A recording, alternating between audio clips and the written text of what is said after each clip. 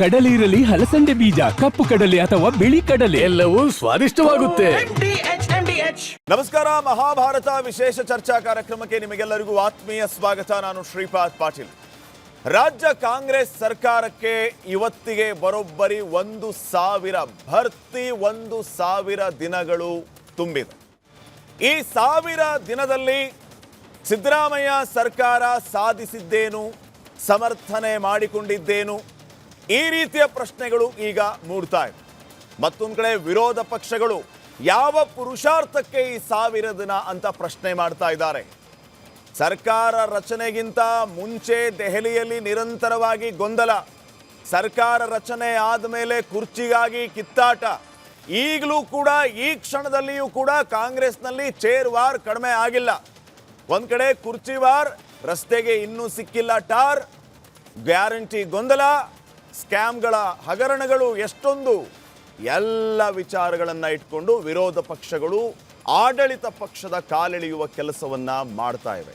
ಈ ಎಲ್ಲ ಗೊಂದಲಗಳ ಮಧ್ಯೆ ನಿಜಕ್ಕೂ ಕಾಂಗ್ರೆಸ್ಗೆ ಸಂತೃಪ್ತಿ ಇದೆಯಾ, ಸಾರ್ಥಕತೆ ಅನ್ನುವ ಭಾವ ಅವರನ್ನ ಈ ರೀತಿ ಈ ಒಂದು ಸಂಭ್ರಮದಲ್ಲಿ ತೊಡಗಿಕೊಳ್ಳುವಂತೆ ಮಾಡಿದೆಯಾ?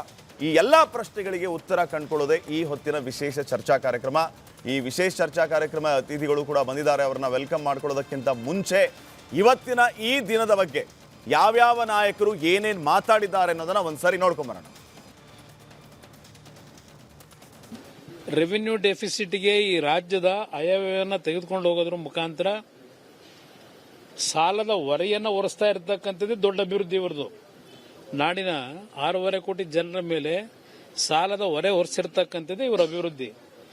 ಆದರೆ ಇವ್ರುಗಳು ಯಾರು 38 ಜನ ಅವರು, 37 ಜನ ಅವರು, ಇವ್ರು ಯಾರು ಸಾಲಗಾರರು ಆಗಿಲ್ಲ, ಇವ್ರು ಯಾರು ಅಭಿವೃದ್ಧಿನಲ್ಲಿ ಕೊರತೆನೂ ಆಗಿಲ್ಲ, ಇವರಿಗೆ ಸಂಪದ್ಭರಿತವಾಗಿದ್ದಾರೆ ಅಭಿವೃದ್ಧಿನಲ್ಲಿ. ಇದೇ ಇವರ ಸಾಧನೆ ಅನ್ನೋದು ನನ್ನ ಅಭಿಪ್ರಾಯ. ರಾಜ್ಯ ಸರ್ಕಾರಕ್ಕೆ 1,000 ದಿನಗಳು ತುಂಬ್ತಾ ಇದೆ ಅಂತೇಳಿ ಹಾವೇರಿಯಲ್ಲಿ ಮುಖ್ಯಮಂತ್ರಿ ಸಿದ್ದರಾಮಯ್ಯನವರು ಕಾರ್ಯಕ್ರಮ ಮಾಡ್ತಾ ಇದ್ದಾರೆ. ಯಾವ ಪುರುಷಾರ್ಥಕ್ಕೋಸ್ಕರ ಮಾಡ್ತಾ ಇದ್ದಾರೆ? ರಾಜ್ಯದಲ್ಲಿ ಯಾರು ಮುಖ್ಯಮಂತ್ರಿ ಅಂತ ಯಾರಿಗೂ ಗೊತ್ತಿಲ್ಲ. ಮುಖ್ಯಮಂತ್ರಿ ಯಾರು ಅಂತ ಕೇಳಿದ್ರೆ ಮಾಧ್ಯಮದವ್ರಿಗೆಲ್ಲ ನೀವು ಯಾರು ಏಜೆಂಟು ಅಂತ ಪತ್ರಿಕೆಯವ್ರನ್ನೆಲ್ಲ ಅವ್ರ ಮೇಲೆ ರೇಗೋ ಅಂಥದ್ದು ಎಲ್ಲ ಮಾಡ್ತಾ ಇದ್ದಾರೆ. ಒಂಥರ ಫ್ರಸ್ಟ್ರೇಷನ್ ಔಟಿದೆ ಅವ್ರಿಗೆ. ಅಲ್ಲಿ ಡಿ ಕೆ ಶಿವಕುಮಾರ್ ನಾನೇನು ದೆಹಲಿಯಲ್ಲಿ ಹೋಗಿ ಗಾಳಿ ಕುಡಿಯೋಕೆ ಹೋಗಿದ್ನ, ರಾಜಕೀಯ ಮಾಡೋಕ್ಕೆ ಬಂದಿರೋದು ಅಂತಾರೆ. ಇಲ್ಲಿ ಮಹದೇವಪ್ಪ 5 ವರ್ಷ ಸಿದ್ದರಾಮಯ್ಯನವರೇ ಅಂತಾರೆ. ಅಂದರೆ ಯಾವ ಸಾಧನೆಗೋಸ್ಕರ ನೀವು 1000 ದಿನಗಳನ್ನು ಕಂಪ್ಲೀಟ್ ಮಾಡಿದ್ರಿ? ಕರಾಳ ದಿನಗಳು. ಈ 1000 ದಿನಗಳೇನಿದೆ ಕರಾಳ ದಿನಗಳು. ಒಂದು ಕಡೆ ರೇಷನ್ ಕಾರ್ಡನ್ನು ರದ್ದು ಮಾಡಿದ್ದೀರ, ಒಂದು ಕಡೆ ಬಗರಕುಂ ಸಾಗುವಳಿ ಜಮೀನನ್ನು ರೈತ ಯಾರಿಗೂ ಕೊಡ್ತಾ ಇಲ್ಲ, ಒಂದು ಕಡೆ ಕಾಂಟ್ರಾಕ್ಟರ್ಗಳು ಆತ್ಮಹತ್ಯೆ ಹಾದಿ ಹಿಡ್ದಿದ್ದಾರೆ. ಇದು 80% ಕಮಿಷನ್ ಹೊಡಿತಾ ಇದ್ದಾರೆ. ನಮಗೆ ಬದುಕಕ್ಕೆ ಆಗ್ತಾ ಇಲ್ಲ, ಕೆಲಸ ಮಾಡೋಕ್ಕೂ ಬಿಡ್ತಾ ಮಾಡಿದ್ರಿ. ಈಗ 2018ರಲ್ಲಿ 600 ಭರವಸೆಗಳು ಕೊಟ್ಟಿದ್ರು. Not even 10% of the promises which have been made to the people of Karnataka, they could not able to fulfill them. ಇದು ಪರಿಸ್ಥಿತಿ ಇದ್ದದ್ದು. ಅವರು what moral right they have ನಮ್ಮನ್ನು ಕ್ರಿಟಿಸೈಸ್ ಮಾಡಲಿಕ್ಕೆ? ನಾವು 592 ಭರವಸೆಗಳಲ್ಲಿ 243 ಭರವಸೆಗಳನ್ನು 2 ವರ್ಷದಲ್ಲಿ ಈಡೇರಿಸಿದ್ದೇವೆ. 2.5 ವರ್ಷದಲ್ಲಿ ಇನ್ನು ಉಳಿದವನ್ನು ಕೂಡ ಈಡೇರಿಸ್ತೀವಿ, ಪ್ರಯತ್ನ ಮಾಡ್ತೀವಿ. ವಚನ ಭ್ರಷ್ಟ ಕಾಂಗ್ರೆಸ್ ಸರ್ಕಾರ ಅಂತ BY ರಾಘವೇಂದ್ರ ಅವರು ಆರೋಪ. ವಚನ ಭ್ರಷ್ಟ ಬಿಜೆಪಿ ಸರ್ಕಾರ, ಕಾಂಗ್ರೆಸ್ ಸರ್ಕಾರ ಅಂತ ನೀನು ಹೇಳ್ರಿ. ಬಿಜೆಪಿ ಅವರು ಆರೋಪ ಮಾಡ್ತಿದ್ದಾರೆ ಸರ್. ನೀವು ಆರೋಪ ಅಷ್ಟೇ, ಸುಳ್ಳು ಆರೋಪಗಳನ್ನು ಮಾಡ್ತಾರೆ. ನಿಮ್ಗೆ ಏನೇನು ಕೊಡಬೇಕು ಅಂತ ತೀರ್ಮಾನ ಮಾಡಿ ಈ 5 ಗ್ಯಾರಂಟಿಗಳನ್ನು ಕೊಟ್ಟು, ಈ 5 ಗ್ಯಾರಂಟಿ ಕಾಂಗ್ರೆಸ್ ಗ್ಯಾರಂಟಿ ಆಗ್ಲಿಲ್ಲ, ಕರ್ನಾಟಕ ಸರ್ಕಾರದ ಗ್ಯಾರಂಟಿ ಆಗಲಿಲ್ಲ. ಇಡೀ ಬಿಜೆಪಿ ಅವರು, ನರೇಂದ್ರ ಮೋದಿ ಅವರು ದೇಶದ ಎಲ್ಲ ರಾಜ್ಯಗಳು ಕರ್ನಾಟಕ ರಾಜ್ಯವನ್ನ ಕಾಪಿ ಮಾಡಿ ಇದು ದೇಶದ ಗ್ಯಾರಂಟಿ ಆಗಿ ಇವತ್ತು ಉಳ್ಕೊಂಡಿದೆ. ಇದಕ್ಕೆ ಕಾರಣ ನೀವು ಕೊಟ್ಟಂತ ಮತ, ಅದಕ್ಕೆ ನಿಮ್ಗೆ ನೀವು ಕೋಟಿ ನಮಸ್ಕಾರ. ನಿಮ್ಮೆಲ್ಲರೂ ಕೂಡ ಅಭಿನಂದನೆ ಹೇಳಲಿಕ್ಕೆ ನಾನಿಲ್ಲಿ ನಿಂತಿದ್ದೇನೆ. ಸರ್ಕಾರಕ್ಕೆ 1000 ದಿನ. ಈಗ ಯಾವೆಲ್ಲ ನಾಯಕರು ಏನೇನು ಮಾತಾಡಿದ್ರು ಅನ್ನೋದನ್ನ ನೀವು ಕೇಳಿಸ್ಕೊಂಡ್ರಿ. ಕುಮಾರಸ್ವಾಮಿ ಅವರು, ಆರ್ ಅಶೋಕ್ ಅವರು, ಸಿದ್ದರಾಮಯ್ಯ, DCM DK ಶಿವಕುಮಾರ್ ಮಾತಾಡಿದ್ದನ್ನ ಕೇಳಿಸ್ಕೊಂಡ್ರಿ. ಜನರು ನಮಗೆ ಸಹಕಾರವನ್ನ ನೀಡಿದ್ದಾರೆ, ಆಶೀರ್ವಾದ ಮಾಡಿದ್ದಾರೆ, ಹಿಂಗಾಗಿ ನಾವು ಸಾರ್ಥಕತೆಯ 1000 ದಿನಗಳ ಸಂಭ್ರಮವನ್ನ ಆಚರಿಸ್ತಾ ಇದ್ದೀವಿ ಅಂತ ಹೇಳಿ. ಯಾವ ಪುರುಷಾರ್ಥಕ್ಕೆ ನೀವು 1000 ದಿನ ಆಚರಣೆ ಮಾಡ್ತಾ ಇದ್ದೀರಿ? ಇವು 1000 ದಿನ ಅಲ್ಲ, ಕರಾಳ ದಿನ ಅಂತ ಅಶೋಕ್ ಅವರು ಹಾಗೇನೆ ಕುಮಾರಸ್ವಾಮಿ ಅವರು ವ್ಯಂಗ್ಯವಾಡ್ತಾ ಇದ್ದಾರೆ, ಟೀಕೆಯನ್ನ ಮಾಡ್ತಾ ಇದ್ದಾರೆ. ವಿಶೇಷ ಅತಿಥಿಗಳು ಆಗಮಿಸಿದ್ದಾರೆ, ಇವರನ್ನ ಕಾರ್ಯಕ್ರಮಕ್ಕೆ ಸ್ವಾಗತಿಸ್ತಾ ಇದ್ದೀನಿ. ಮೊದಲನೇದಾಗಿ ಹಿರಿಯ ಪತ್ರಕರ್ತರಾಗಿರುವಂತಹ ಶಿವಶಂಕರ್ ಅವರು ನಮ್ಮ ಜೊತೆಗಿದ್ದಾರೆ, ಅವರನ್ನ ಕಾರ್ಯಕ್ರಮಕ್ಕೆ ಸ್ವಾಗತಿಸ್ತಾ ಇದ್ದೀನಿ. ಸರ್, ಕಾರ್ಯಕ್ರಮಕ್ಕೆ ಸ್ವಾಗತ. ಹಾಗೇನೆ JDSನ ವಕ್ತಾರರಾಗಿರುವಂಥ ರಾಜು ಗೌಡ ಅವರು ಕೂಡ ಆಗಮಿಸಿದ್ದಾರೆ, ಅವರನ್ನು ಕಾರ್ಯಕ್ರಮಕ್ಕೆ ಸ್ವಾಗತಿಸ್ತಾ ಇದ್ದೀನಿ. ಕಾರ್ಯಕ್ರಮಕ್ಕೆ ಸ್ವಾಗತ ಸರ್. ಹಾಗೇನೆ ಕಾಂಗ್ರೆಸ್ನ ವಕ್ತಾರರಾಗಿರುವಂಥ ಅಬ್ದುಲ್ ಮುನೀನ್ ಅವರು ಇದ್ದಾರೆ, ಅವರನ್ನು ಕಾರ್ಯಕ್ರಮಕ್ಕೆ ಸ್ವಾಗತಿಸ್ತಾ ಇದ್ದೀನಿ. ಇನ್ನು BJPಯ ವಕ್ತಾರರು ಸುರಭಿ ಹೊದಿಗೆಯವರು ಕೆಲವೇ ಕ್ಷಣಗಳಲ್ಲಿ ನಮ್ಮನ್ನು ಜಾಯ್ನ್ ಆಗ್ಲಿಕ್ಕಿದ್ದಾರೆ. ಮೊದಲನೇದಾಗಿ ಶಿವಶಂಕರ್ ಅವ್ರನ್ನ ಮಾತಾಡ್ತೀನಿ ಸರ್. ಈಗ ಪಕ್ಷದವರು ತಮ್ಮ ತಮ್ಮ ಪಕ್ಷಗಳನ್ನು ಸಪೋರ್ಟ್ ಮಾಡಿಕೊಂಡು ಮಾತಾಡುವಂಥದ್ದು ಸಹಜ. ನೀವು ಕಂಡಂತೆ 1000 ದಿನದಲ್ಲಿ ಕಾಂಗ್ರೆಸ್ ಸಾಧಿಸಿದ್ದೇನು, ಏನು ಹೇಳ್ತೀರಿ? ನನಗೆ 2023 ಮೇ 20ನೇ ತಾರೀಕು ಸಿದ್ದರಾಮಯ್ಯ ಅವರ ಸರ್ಕಾರ, ಸಿದ್ದರಾಮಯ್ಯ ಅವರು 2ನೇ ಸಾರಿ ಮುಖ್ಯಮಂತ್ರಿ ಆದಾಗ ಒಂದು ನಿಜವಾದಂಥ ಭರವಸೆ ನನಗೆ ಖಂಡಿತ ಬಂದಿತ್ತು. ಅಂದರೆ ನನಗಷ್ಟೇ ಅಲ್ಲ, ಜನಗಳಿಗೆ. ಯಾಕೆಂದರೆ ಅವ್ರಿಗೊಂದು ಭಾಳ ದೊಡ್ಡ ಅವಕಾಶ ಇತ್ತು. ಏನಂತಂದರೆ ಕ್ಲಿಯರ್ ಕಟ್ ಮೆಜಾರಿಟಿ. ಅವತ್ತಿಗೆ ಇವಾಗ ಅವ್ರ ಹತ್ರ 137 ಜನ MLAಗಳಿದ್ದಾರೆ. Absolute majority. ಯಾವ ಒಂದು ಸವಾಲಿಲ್ಲ, ಯಾವುದೇ ಒಂದು ತಾಪತ್ರಯ ಇಲ್ಲ. ಮಾಡಿರಬಹುದಾಗಿತ್ತು. ಆದರೆ ಈಗ ಮುಖ್ಯಮಂತ್ರಿಯವರೇ ಹೇಳಿದ ಹಾಗೆ 596 ಭರವಸೆಗಳ ಪೈಕಿ 243 ಈಡೇರಿಸಿದ್ದೀವಿ. ಅಂದರೆ ಆಲ್ಮೋಸ್ಟ್ ಒಂದು 50% ಅಂತ ಅನ್ಕೊಳ್ಳೋಣ. ಪಾಸ್ ಮಾರ್ಕ್ ಕೊಡಬಹುದು ಅವ್ರದ್ದೇ ಪ್ರಕಾರ. ಅವ್ರು ಹೇಳೋ ಪ್ರಕಾರ BJP 600 ಭರವಸೆಗಳಲ್ಲಿ 10% ಅಂದರೆ 60 ಭರವಸೆಗಳನ್ನು ಕೂಡ ಈಡೇರಿಸಲಿಲ್ಲ. ಅಂದ್ರೆ ಇಲ್ಲಿ ಭರವಸೆಗಳಂದರೆ ಎಲೆಕ್ಷನ್ ಮ್ಯಾನಿಫೆಸ್ಟೋ ಅವ್ರು ಹೇಳ್ತಾ ಇರೋದು. ಒಂದಂತೂ ಕ್ಲಿಯರ್ ಕಟ್ ಇದೆ, ಈ ಸರ್ಕಾರದ ಒಂದು ಹಾಲ್ಮಾರ್ಕ್ ಏನಂತಂದರೆ ಗ್ಯಾರಂಟೀಸ್. ಅವರು ಎಲೆಕ್ಷನ್ಸ್ ಮುಂಚೆ ಅವರು ಹೇಳಿದ್ದೇನೆಂದರೆ ಗ್ಯಾರಂಟಿ, 5 ಗ್ಯಾರಂಟಿಗಳು ನಮ್ಮ ಟ್ರಂಪ್ ಕಾರ್ಡು, ಆ ಗ್ಯಾರಂಟಿ ಕಾರ್ಡ್ ಕೊಡ್ತೀವಿ ಅಂತ. ಆ ಗ್ಯಾರಂಟಿಯನ್ನು ಇಂಪ್ಲಿಮೆಂಟ್ ಮಾಡಿದ್ದಾರೆ, ಅದರಲ್ಲಿ ನಿರ್ವಿವಾದ. ಅಂದರೆ ಅದರಲ್ಲೂ ಕೂಡ ಈ ಇದು ಶಕ್ತಿ ಸ್ಕೀಮಿಂದ ಏನಂತಂದರೆ ಎಕಾನಮಿಕಲಿ ಒಂದು ರೀತಿಯಲ್ಲಿ ಹೆಣ್ಮಕ್ಳು ಎಂಪವರ್ ಆಗಿರೋದನ್ನು ಅಲ್ಲಗಳೆಯೋಕ್ಕಾಗೋದಿಲ್ಲ. ಯಾಕೆಂದರೆ ಇವಾಗ ಈ ಗಾರ್ಮೆಂಟ್ಸಲ್ಲಿ ಕೆಲಸ ಮಾಡುವಂಥವ್ರು, ಮನೆ ಕೆಲಸ ಮಾಡುವಂಥವ್ರು, ಇಂಥವ್ರಿಗೆ ಒಂದು ರೀತಿಯಲ್ಲಿ ಏನು ಟ್ರಾನ್ಸ್ಪೋರ್ಟೇಷನ್ ಅನ್ನೋದು ಇದು ಫೆಸಿಲಿಟಿ ಸಿಕ್ಕಿರೋದು ನಿಜ. ಗೃಹಲಕ್ಷ್ಮಿ 2000 ತಿಂಗಳಿಗೆ ಏನಂದ ಮನೆ ಹೆಂಡತಿಯರಿಗೆ ಕೊಡುವಂಥದ್ದು ಅಂತ. ಅದರಲ್ಲಿ ಅದರ ಪ್ರಶ್ನೆಗಳು ಬಂದೇ ಬರುತ್ತಲ್ಲ. ಯಾಕಂದರೆ ಎಲ್ಲ ಬಡವರಿಗೂ ಸಿಗ್ತಾ ಅದು ಅಂದರೆ ಬಡತನ ನಿವಾರಣೆ ಅನ್ನೋದು ಉದ್ದೇಶ. ಅಂದರೆ ಯೂನಿವರ್ಸಲ್ ಬೇಸಿಕ್ ಇನ್ಕಮ್ ಸ್ಕೀಮ್ ಅಂತ ಅದು. ಆದರೆ ಅದರಲ್ಲಿ ಅನ್ಡಿಸರ್ವಿಂಗ್ ಅಂತ ಸರಿಯಾಗಿ ಸರ್ವೆ ಆಗಿಲ್ಲ, ಎಲ್ಲರೂ ತಗೊಳ್ತಾ ಇದ್ದಾರೆ, ಸರ್ಕಾರದ ಹಣ ಪೋಲಾಗ್ತಾ ಇದೆ ಅನ್ನೋದು ಅದು ನಾನು ಹೇಳಬೇಕಾಗಿಲ್ಲ, ಅದು ಗೊತ್ತೇ ಇದೆ. ಆದರೆ ಅದರಲ್ಲಿ 2 ತಿಂಗಳದ್ದು ಹೋಯ್ತಲ್ಲ, ಅದು 5300 ಕೋಟಿ ಇವತ್ತಿನವರೆಗೂ. ಅಂದರೆ ಕಳೆದ ವರ್ಷದ ಫೆಬ್ರವರಿ ಮಾರ್ಚ್ ಇವತ್ತಿನವರೆಗೂ ಲೆಕ್ಕ ಇಲ್ಲ ಅದು. ಸೊ ಇದೆಲ್ಲ ಸಣ್ಣ ಸಣ್ಣ ಕ್ವಶನ್ಗಳು. ಆದರೆ ದೊಡ್ಡ ವಿಚಾರ ನಾನು ಹೇಳೋದಾದರೆ, ಇಲ್ಲಿ ನನಗೆ ಇವರು ಅಂದರೆ ಸಿದ್ದರಾಮಯ್ಯ ಅವರು ಬಹಳ ದಕ್ಷ ಹಾಗೂ ಅನುಭವಿ ರಾಜಕಾರಣಿ ಮತ್ತು ಮುತ್ಸದ್ದಿ ನಾಯಕ. ಅವರು 2ನೇ ಸಾರಿ CM ಆಗಿದ್ದು. ಅದಕ್ಕೆ ಮುಂಚೆ ಇದು ಲೀಡರ್ ಆಫ್ ದಿ ಅಪೋಸಿಷನ್ ಆಗಿರೋದು, ಹಲವಾರು ಬಾರಿ ಏನಂದರೆ DCM ಆಗಿದ್ದು. ಈ ಎಕ್ಸ್ಪೀರಿಯನ್ಸಲ್ಲಿ ಅವರು ಈ ಸಾರಿಯ ಆಡಳಿತ ದಕ್ಷತೆಯಿಂದ ಕೂಡಿರುತ್ತೆ, ಯಾವುದೇ ಒಂದು ಭ್ರಷ್ಟಾಚಾರದ ಆರೋಪ ಬರಲ್ಲ ಅಂತ ಅಂದ್ಕೊಂಡಿದ್ದು ನಿರೀಕ್ಷೆ ಇತ್ತು. ಆದರೆ ಮೊದಲನೇ ವಾರದಿಂದಾನೇ, ಅಂದರೆ ಮೇ 20th 2023 ಅಲ್ಲಿಂದನೇ ವರ್ಗಾವಣೆಯ ವಿಚಾರದಿಂದ ಹಿಡ್ಕೊಂಡು ಅದೇನಂತಂದರೆ ತಮಾಷೆ ಏನಂತಂದರೆ, ಪ್ರತಿಪಕ್ಷದವ್ರು ಯಾರಾದರೂ ಆರೋಪ ಮಾಡಿದ್ದಿದ್ರೆ ಓಕೆ ಇರ್ತಾಯಿತ್ತು. ಅಂದರೆ ಆರಂಭದ ಹಂತದಲ್ಲೇ BR ಪಾಟೀಲ್ ಅಂತಹ ಕಾಂಗ್ರೆಸ್ನ ಹಿರಿಯ MLA, ಆಮೇಲೆ ಇವರು ನಮ್ಮ ಬಸವರಾಜ ರಾಯರೆಡ್ಡಿ ಅವರು ಲೆಟರ್ ಬರ್ತಿದ್ದು ನಿಮ್ಗೆ ಜ್ಞಾಪಕ ಇರಬಹುದು. ಅದು ಬಹಳ ದಿನ ಏನಾಗಿರಲಿಲ್ಲ, ಅದು 2-3 ತಿಂಗಳು ಆಗ್ತಾ ಇದ್ದಂಗೆ ಬಂದ್ಬಿಡ್ತು. ಅಲ್ಲಿಂದ ಶುರುವಾಗಿದ್ದು ಯಾಕೋ ಇದನ್ನು ಚೇತರಿಸ್ಕೊಳ್ಳೋಕ್ಕೆ ಆಗಿಲ್ವೇನೋ ಅಂತ ಬರ್ತಾ ಹಲವಾರು ವಿಚಾರಗಳಿವೆ. ಫಾರ್ ಎಕ್ಸಾಂಪಲ್, ಆದರೆ at the same time BJP ಸರ್ಕಾರ, BJP ಕೇಂದ್ರದಲ್ಲಿರುವಂಥ ಸರ್ಕಾರ ಅವ್ರು ಏನು ಮಾಡಿದ್ರು BJP ಅವ್ರಿಗೆ 2023 ಎಲೆಕ್ಷನ್ಸನ್ನು ಗೆದ್ದು ಮತ್ತೆ ಸರ್ಕಾರ ಅದರ ಅಧಿಕಾರಕ್ಕೆ ಬರಬೇಕು ಅನ್ನುವಂಥ ಒಂದು ಭರವಸೆ ಇಟ್ಟಿದ್ರು, ಅದು ಆಗಲಿಲ್ಲ. ಅವರು ಡಬಲ್ ಇಂಜಿನ್ ಸರ್ಕಾರ ಬರುತ್ತೆ ಅಂತ ಅನ್ನುವಂಥ ಒಂದು ಹೆಸರು ಮೇಲೆ ಎಲೆಕ್ಷನ್ ಫೈಟ್ ಮಾಡಿದ್ರು. ಅದು ಬರದೇ ಇದ್ದಿದ್ದಕ್ಕೆ ಏನು ಮಾಡಿದ್ರು, ಅಲ್ಲಿ ಕೇಂದ್ರ ಸರ್ಕಾರದಲ್ಲಿ ಕೂತ್ಕೊಂಡು ರಾಜ್ಯ ಸರ್ಕಾರಕ್ಕೆ ಅಂತಂದರೆ ಎಲ್ಲಿವರೆಗೂ ಹೋಯಿತು ಅಂತಂದರೆ 2023 ಬರಗಾಲ ಬಂದಾಗ ಬರಗಾಲಕ್ಕೆ ಒಂದು ಪರಿಹಾರ ಕೊಡದೆ ರಾಜ್ಯ ಸರ್ಕಾರ ಸುಪ್ರೀಂ ಕೋರ್ಟ್ಗೆ ಹೋಗಿ ಪರಿಹಾರವನ್ನು ತೊಗೊಂಡು ಬರಬೇಕು ಅನ್ನುವಂಥ ಒಂದು ಪರಿಸ್ಥಿತಿ ಬಂದಿದ್ದು. ಅಂದರೆ ಇಲ್ಲಿ BJP ಮತ್ತು ಕಾಂಗ್ರೆಸ್ ಇಬ್ಬರನ್ನೂ ಕೂಡ ಇಲ್ಲಿ ನಾವು ಪ್ರಶ್ನೆನೇ ಮಾಡಬೇಕಾಗುತ್ತೆ. ಈ 1000 ವರ್ಷದಲ್ಲಿ ಕಾಂಗ್ರೆಸ್ ಸರ್ಕಾರ ದಕ್ಷತೆಯನ್ನು ತೋರಿಸಲಿಲ್ಲ, ಆದರೆ BJP ಕೇಂದ್ರದಲ್ಲಿ ಇದ್ಕೊಂಡು ಸಪೋರ್ಟ್ ಮಾಡ್ತಾ ಅನ್ನೋ ಪ್ರಶ್ನೆ ಹಾಗೆ ಉಳಿಯುತ್ತೆ. ಯಾಕಂದರೆ ಸುಪ್ರೀಂ ಕೋರ್ಟ್ನ ಪ್ರಕರಣ ಇದೆಯಲ್ಲ, ಅದು BJPಯವರು ಒಂದು ಇದರಲ್ಲಿ ಅದು ಆತ್ಮವಿಮರ್ಶೆ ಮಾಡ್ಕೊಳ್ಳೇಬೇಕಾಗಿರುವಂಥದ್ದು. ಸುಪ್ರೀಂ ಕೋರ್ಟ್ಗೆ ಹೋಗಿ ರಾಜ್ಯ ಸರ್ಕಾರ ಪರಿಹಾರ ತಗೊಳ್ಬೇಕಾದಂಥ ಪರಿಸ್ಥಿತಿ ನಿರ್ಮಾಣ ಆಗಬೇಕಾಗಿತ್ತಾ? ಓಕೆ, ಮಾತಾಡ್ತೀನಿ ಸರ್. ಸುರಭಿ ಹೊದಿಗೆರೆ ಅವರು ಕೂಡ ಆಗಮಿಸಿದ್ದಾರೆ, BJP ವಕ್ತಾರರು. ಕಾರ್ಯಕ್ರಮಕ್ಕೆ ಸ್ವಾಗತ ಮಾಡಿ. ನಮಸ್ತೆ. ನಾನು ಅಬ್ದುಲ್ ಮುನೀರ್ ಅವ್ರನ್ನ ಮಾತಾಡಿಸ್ತೀನಿ. ಮುನೀರ್ ಅವರೇ, ಸಾರ್ಥಕತೆ ಅನ್ನುವಂಥದ್ದು ಇದೆಯಾ? ಕುಮಾರಸ್ವಾಮಿ ಅವರು ಹೇಳ್ತಾ ಇದ್ರು 1000 ದಿನದ ಸಾಧನೆ ಏನಂತಂದ್ರೆ ಎಲ್ಲರನ್ನೂ ಸಾಲಗಾರರನ್ನಾಗಿ ಮಾಡಿದ್ದು, ಇವರು ಮಾತ್ರ ಶ್ರೀಮಂತರಾಗಿದ್ದು ಇವರ ಸಾಧನೆ ಅಂತ ಹೇಳ್ತಾ ಇದ್ದಾರೆ. BJPಯವರು 1000 ದಿನ ಅಲ್ಲ ಕರಾಳ ದಿನಗಳಿದು, ಯಾವ ಪುರುಷಾರ್ಥಕ್ಕೆ 1000 ದಿನದ ಸಂಭ್ರಮ ಅಂತ ಕೇಳ್ತಿದ್ದಾರೆ. ಏನ್ ಹೇಳ್ತೀರಿ? ಕುಮಾರಸ್ವಾಮಿ ಅವರು ಸಾಲದ ಬಗ್ಗೆ ಮಾತಾಡ್ತಾ ಇದ್ದಾರೆ.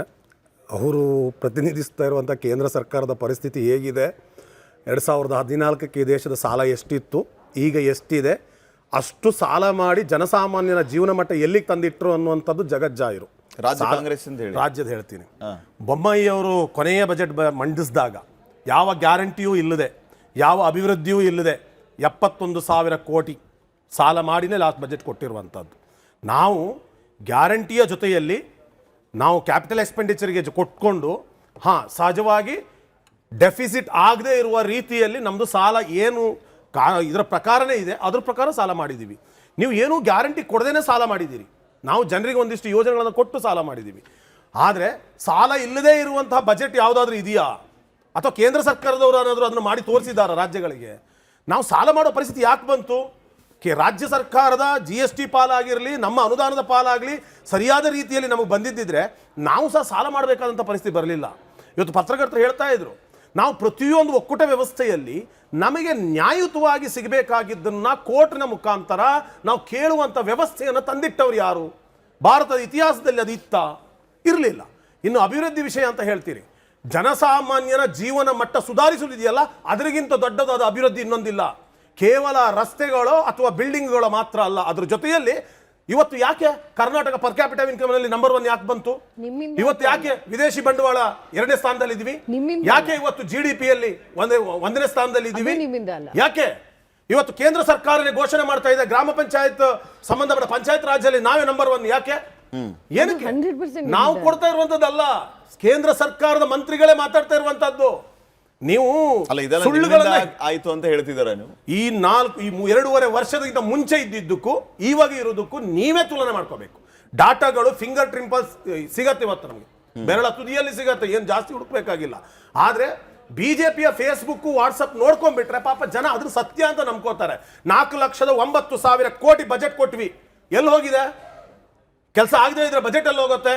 ಗ್ಯಾರಂಟಿಗೆ ಹೋಗಿರೋದು ವರ್ಷಕ್ಕೆ 52,000 ಕೋಟಿ, ಉಳಿದಿರೋದು ಎಲ್ಲದೂ ಸಹ ನಮ್ದು ಸ್ಯಾಲ್ರಿಗೆ ಮತ್ತೆ ಪಿಂಚಣಿಗೆ ಏನು ಕೊಡಬೇಕಾದ. ನೋಡಿ, ನಮ್ದು ಸಂಪನ್ಮೂಲ ಇಲ್ಲ, ಆದಾಯ ಇಲ್ಲ ಅಂದ್ರೆ ನಾವುಗಳು ನಮ್ಮ ಪಿಂಚಣಿಯನ್ನು ಸಹ ಏರಿಸಿರೋದ್ರಿಂದ 12,000 ಕೋಟಿ ಎಕ್ಸ್ಟ್ರಾ ಬರ್ಡನ್ ನಮ್ಗದು ಎಲ್ಲಿಂದ ಮಾಡಿದ್ವಿ? ಎಲ್ಲ ಅಭಿವೃದ್ಧಿಗಳು ಮಾಡ್ತಾ ಇದ್ದೇವೆ. ಬೇಕಾದ್ರೆ ಅವ್ರು ಡಿಬೇಟ್ ಮಾಡಲಿ. ನಾನು 1 ಗಂಟೆ ಪ್ರತಿ ಒಂದು ಇಲಾಖೆಯನ್ನು ಓದಿ ಹೇಳ್ತೇನೆ. 2019ರಿಂದ 2023 ತನಕ ಏನಾಗಿದೆ, ನಮಗೆ ಕೊಟ್ಟಿರುವ 2.5 ವರ್ಷದಲ್ಲಿ ಏನಾಗಿದೆ ಅಂತ ಪ್ರತಿಯೊಂದು ನೀವು ಸಮಯ ಕೊಡ್ಬೇಕು ನನಗೆ. 1 ಗಂಟೆ ಸರ್ಕಾರ ಪಕ್ಷವನ್ನು ಬಿಡುಗಡೆ ಮಾಡಿಸಿದ್ದಲ್ಲ, ಸರ್ಕಾರವೇ ಬಿಡುಗಡೆ ಮಾಡಿಸಿರುವಂತಹದ್ದು, ಅಧಿಕಾರಿಗಳೇ ಕೊಟ್ಟಂತ ರಿಪೋರ್ಟ್ಗಳನ್ನ ನೀವು RTI ಮುಖಾಂತರ ಕೇಳಬಹುದಾದಂತ ಅಂಕಿ ಸಂಖ್ಯೆಗಳನ್ನ ಕೊಡ್ತೇನೆ. ಅದನ್ನ BJPಯವರು ಚಾಲೆಂಜ್ ಮಾಡಿ. ಎಸ್, ಸುರಭಿ ಹೊದಿಗೆರೆ ಏನ್ ಹೇಳ್ತೀರಿ? ಸಾಧನೆಗಳನ್ನ ಹೇಳೋಕ್ಕೆ ಕೇಳಿದಾಗ ನೀವು ಬರೀ ಸಮಾವೇಶಗಳು ಮಾಡ್ತೀರಾ, ನೀವು ಬರೀ ಕೇಂದ್ರ ಸರ್ಕಾರವನ್ನ ಮಾಡಿಲ್ಲ ಅಂತ ಹೇಳ್ತೀರಾ. ಸಾಧನೆಗಳ ಬಗ್ಗೆ ಮಾತಾಡಿ ಅಂದರೆ ಅದರಲ್ಲಿ ಇಲ್ಲ, ನಾವು ಇಲಾಖೆವಾರು ನಿಮಗೆ ಡೇಟಾ ಕೊಡ್ತೀನಿ ಅಂತ ಹೇಳ್ತೀರಾ. ಆದರೆ ನೀವು ಸದನದಲ್ಲಿ ಗೃಹಲಕ್ಷ್ಮಿದು 2,000 ದುಡ್ಡು 2 ತಿಂಗಳು ಎಲ್ಲಿ ಹೋಯ್ತು ಅಂತ ಗಟ್ಟಿಯಾಗಿ ಹೇಳ್ತೀರಾ, ಇಲ್ಲ ನಾವು ಗ್ಯಾರಂಟಿ ಕೊಟ್ಟಿದ್ದೀವಿ, ನಾವು ಬಂದಿದ್ದೆ ಆ ಭರವಸೆಯಿಂದ. ಆಮೇಲೆ ನೀವೇ ಹೇಳ್ತೀರಾ ಇಲ್ಲ ಇಲ್ಲ ನಮ್ಮ ಕೈಲಿ ಆಗ್ಲಿಲ್ಲ ಕೊಡೋದಿಕ್ಕೆ. ಯಾಕಾಗ್ಲಿಲ್ಲ? ಇನ್ನೊಂದು ಪ್ರಶ್ನೆ, ಇದೆಲ್ಲ ಆದ ನಂತರ ಯಾವ ಪತ್ರಕರ್ತರು ಇವತ್ತು ಮಾತಾಡಿದ್ರು, ಎಷ್ಟು ಭರವಸೆಯಿಂದ ಬಂದಿದ್ದು ಈ ಒಂದು ಸರ್ಕಾರ. ಹೌದು, ನಾವು ಒಪ್ಕೊಳ್ತೀವಿ, ಹಂಬಲಾಗಿ ಒಪ್ಕೊಳ್ತೀವಿ, ಜನ ಕೊಟ್ಟಿರೋಂಥದ್ದು ಮ್ಯಾಂಡೇಟ್ ಇದು ಕಾಂಗ್ರೆಸ್ಸಿಗೋಸ್ಕರ ಅಂತ. ಏನು ಹೇಳಿ ಬಂದಿದ್ದು ನೀವು? ಓಹೋ, ಒಂದು ಸುಳ್ಳು ಕ್ಯಾಂಪೇನ್ 40% ಸರ್ಕಾರ ಅಂತ ಶುರು ಮಾಡ್ಕೊಂಡು ಬಂದಿದ್ದ ಕ್ಯಾಂಪೇನಲ್ಲಿ ಭ್ರಷ್ಟಾಚಾರ ಭ್ರಷ್ಟಾಚಾರ ಭ್ರಷ್ಟಾಚಾರ. ವಾಲ್ಮೀಕಿ ನಿಗಮದಲ್ಲಿ SC/ST ಸಮುದಾಯಕ್ಕೆ ಮೀಸಲಿಟ್ಟ ಹಣವನ್ನ ತಗೊಂಡು ಬೇರೆ ಬೇರೆ ವಿಷಯಕ್ಕೆ ಉಪಯೋಗಿಸ್ತಾ ಇರುವಂತದ್ದು. ಮತ್ತೆ ಏನು ಕೇಂದ್ರ ಸರ್ಕಾರದ ಮೇಲೆ ನಮ್ಗೆ ದುಡ್ಡೇ ಬಂದಿಲ್ಲ, ಸಾಲ ಅಷ್ಟು ದೊಡ್ಡದಾಗಿದೆ. ಸರ್, ನೀವೇ ಹೇಳಿದ್ರಿ ಕ್ಯಾಪಿಟಲ್ ಎಕ್ಸ್ಪೆಂಡಿಚರ್ ಎಷ್ಟು ಕಡಿಮೆ ಆಗಿದೆ. As per last budget capital expenditure ಕಡಿಮೆ ಆಗಿರೋದು 12%, ರೆವೆನ್ಯೂ ಎಕ್ಸ್ಪೆಂಡಿಚರ್ ಜಾಸ್ತಿ ಆಗಿದೆ. ಅಂದ್ರೆ ಸಾಲ ಮಾಡ್ತಾ ಇರೋದು ನೀವು ಕ್ಯಾಪಿಟಲ್ ಎಕ್ಸ್ಪೆಂಡಿಚರ್ ಅಲ್ಲ. ಇವಾಗ ಯಾರೇ ಆದ್ರೂ ಮನೆಯಲ್ಲೂ ಕೂಡ ನಾವು ಏನಕ್ಕೆ ಸಾಲ ತಗೊಳ್ತೀವಿ? ಆಸೆಟ್ ಕ್ರಿಯೇಷನ್ಗೋಸ್ಕರ ಸಾಲ ತಗೊಳ್ತೀವಿ, ಏನಾದ್ರೂ ಅದರಿಂದ ಪ್ರೊಡಕ್ಟಿವ್ ಬರ್ಬೋದು ಅಂತ. ಸಂಬಳ ಕಟ್ಟೋದಕ್ಕೆ ಇಂತಹ ವಿಷಯಕ್ಕೋಸ್ಕರ ನೀವು ಸಾಲ ತಗೊಂಡ್ರೆ ಅದು ಬಿಟ್ಟು ಬೆಲೆ ಏರಿಕೆ ಇದನ್ನು ನೀವು ಡಾಟಾ ಕೊಟ್ಬಿಡ್ಬೋದು. ನೀವು ಮಾತಾಡಬೇಡಿ, ನಾನು ನಿಮ್ಮನ್ನು ಸ್ಟಾಪ್ ಮಾಡಲಿಲ್ಲ. ಬೆಲೆ ಏರಿಕೆ ಬಗ್ಗೆ ಹೇಳಿದ್ರೆ A ಇಂದ Z ವರೆಗೂ ನಾನು ಹೇಳಬೇಕಾಗಿಲ್ಲ. ಜನಸಾಮಾನ್ಯ ಹೇಳ್ತೀನಿ, ಹಾಲಿನ ಬೆಲೆ ಇರ್ಬೋದು, ಎಣ್ಣೆ ಬೆಲೆ ಇರ್ಬೋದು, ಪೆಟ್ರೋಲ್ ಡೀಸೆಲ್. ನೀವು ಪೆಟ್ರೋಲ್ ಡೀಸೆಲ್ ಕೇಂದ್ರ ಸರ್ಕಾರ ಅಂತ ಬೇರೆ ಗುಜರಾತಿನಲ್ಲಿ ಕಡಿಮೆ ಇಲ್ವಾ? ಹೆಣ್ಮಕ್ಳಿಗೆ ಇವತ್ತು ಚೆನ್ನಾಗಿ ಗೊತ್ತಿದೆ, ನೀವು ಒಂದ್ ಕೈಯಿಂದ ಕೊಡ್ತಾ ಇದೀರಾ, ಇನ್ನೊಂದ್ ಕೈಯಿಂದ ತಗೋತಾ ಇದೀರಾ. ನಾನ್ ಹೇಳಬೇಕಾಗಿಲ್ಲ. ಜನ ನೀವ್ ಯಾಕೆ ಇಷ್ಟೊಂದು ಅಂದ್ರೆ ನೋಡಿ, 100 ದಿವಸ ಆದ್ಮೇಲೆ ಸಾಧನಾ ಸಮಾವೇಶ, ಕನಕಪುರದಲ್ಲಿ ಕನಕೋತ್ಸವ, ಇನ್ಯಾವುದೋ ಸಮಾವೇಶ, ಸಿದ್ದರಾಮಯ್ಯನವರು ಇಷ್ಟು ವರ್ಷ ಆದ ನಂತರ ಸಮಾವೇಶಗಳು ಮಾಡಿ ಮಾಡಿ ಮಾಡಿ ಹೆಂಗನ್ಸ್ಬಿಟ್ಟಿದೆ ಅಂತ ಜನರಿಗೆ, ಸಾಧನೆಗಳೇ ಆಗಿಲ್ಲ, ಬರೀ ಸಮಾವೇಶಗಳೇ ಆಗ್ತಾ ಇದೆ ಅಂತ.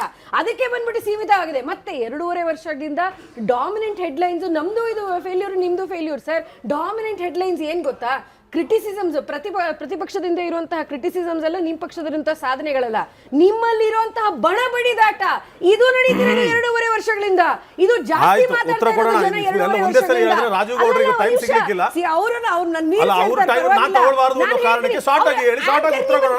ಆರೋಗ್ಯಕರವಾದ ಚರ್ಚೆ ನಡೀಲಿ, ಸುಮ್ಮನೆ ರಾಜಕೀಯ ಭಾಷಣದ ತರ ಆದ್ರೆ ಅದು ವೇದಿಕೆಯಲ್ಲಾಗುತ್ತೆ. ಇಲ್ಲಿ 1 to 1 ಮಾತಾಡೋಣ, ನೀವು ಕೇಳಿದ ಪ್ರಶ್ನೆಗೆ ಉತ್ತರ ಕೊಡೋಣ. ಕೇಳಿಸ್ಕೊಳ್ಳಿ, ಆಯ್ತು ಮಾತಾಡೋದು. ಇವತ್ತು ಕರ್ನಾಟಕ ರಾಜ್ಯ ಸರ್ಕಾರ ಸಾಧನೆಗಳ ಬಗ್ಗೆ ಚರ್ಚೆ ಇರುವಂತದ್ದು.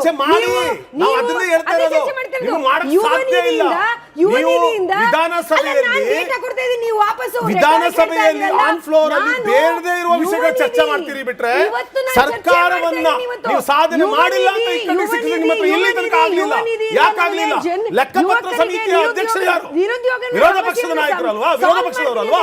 ಎಲ್ಲಿದ್ದೀರಿ? ಎಲ್ಲಿ ಕೇಳ್ತಾ ಇದ್ದೀರಿ? 2.8 ಲಕ್ಷ ಜಾಬ್ಸ್ ಪೊಸಿಷನ್ ವೇಕೆನ್ಸಿ ಇದೆ. ಯುವಕರಿಗೆ ನೀವು ಏನು ಮಾಡಿಲ್ಲ. ಮಹಿಳೆಯರಿಗೆ ನಾನು ಆಗ್ಲೇ ಹೇಳಿದೆ, ಇನ್ನು SC/ST ಜನಾಂಗಕ್ಕೆ ಮಾಡಿರೋದು ನೀವೇನು? SC/PTSP ಹಣದಿಂದ ಅದು ಜನರಿಗೆ ಗೊತ್ತಾಗಿದೆ ಆಗ್ಲೇ. ನೀವು ನೀವು ಉತ್ತರ ಕೊಡುವಂತೆ ರಾಜುಗೌಡರ ಮಾತಾಡ್ತೀನಿ. ಒಂದ್ ನಿಮಿಷ,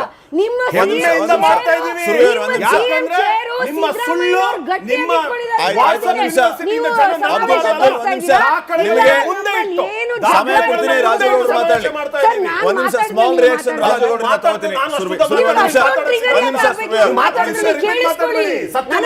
ಉತ್ತರ ಕೊಡೋದಕ್ಕೆ ಸಮಯ ಕೊಡ್ತೀನಿ. ರಾಜುಗೌಡರು ಏನ್ ಹೇಳ್ತಾರೆ?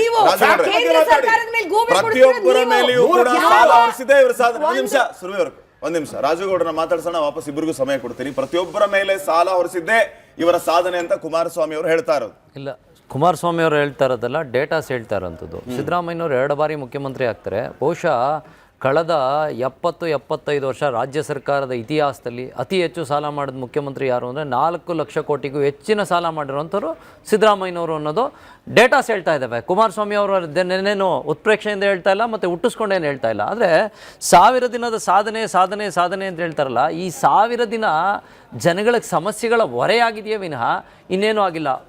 ಉಚಿತವಾಗಿ ಕರೆಂಟ್ ಕೊಡ್ತೀವಿ ಅಂತ ಹೊರಟ್ರಿ.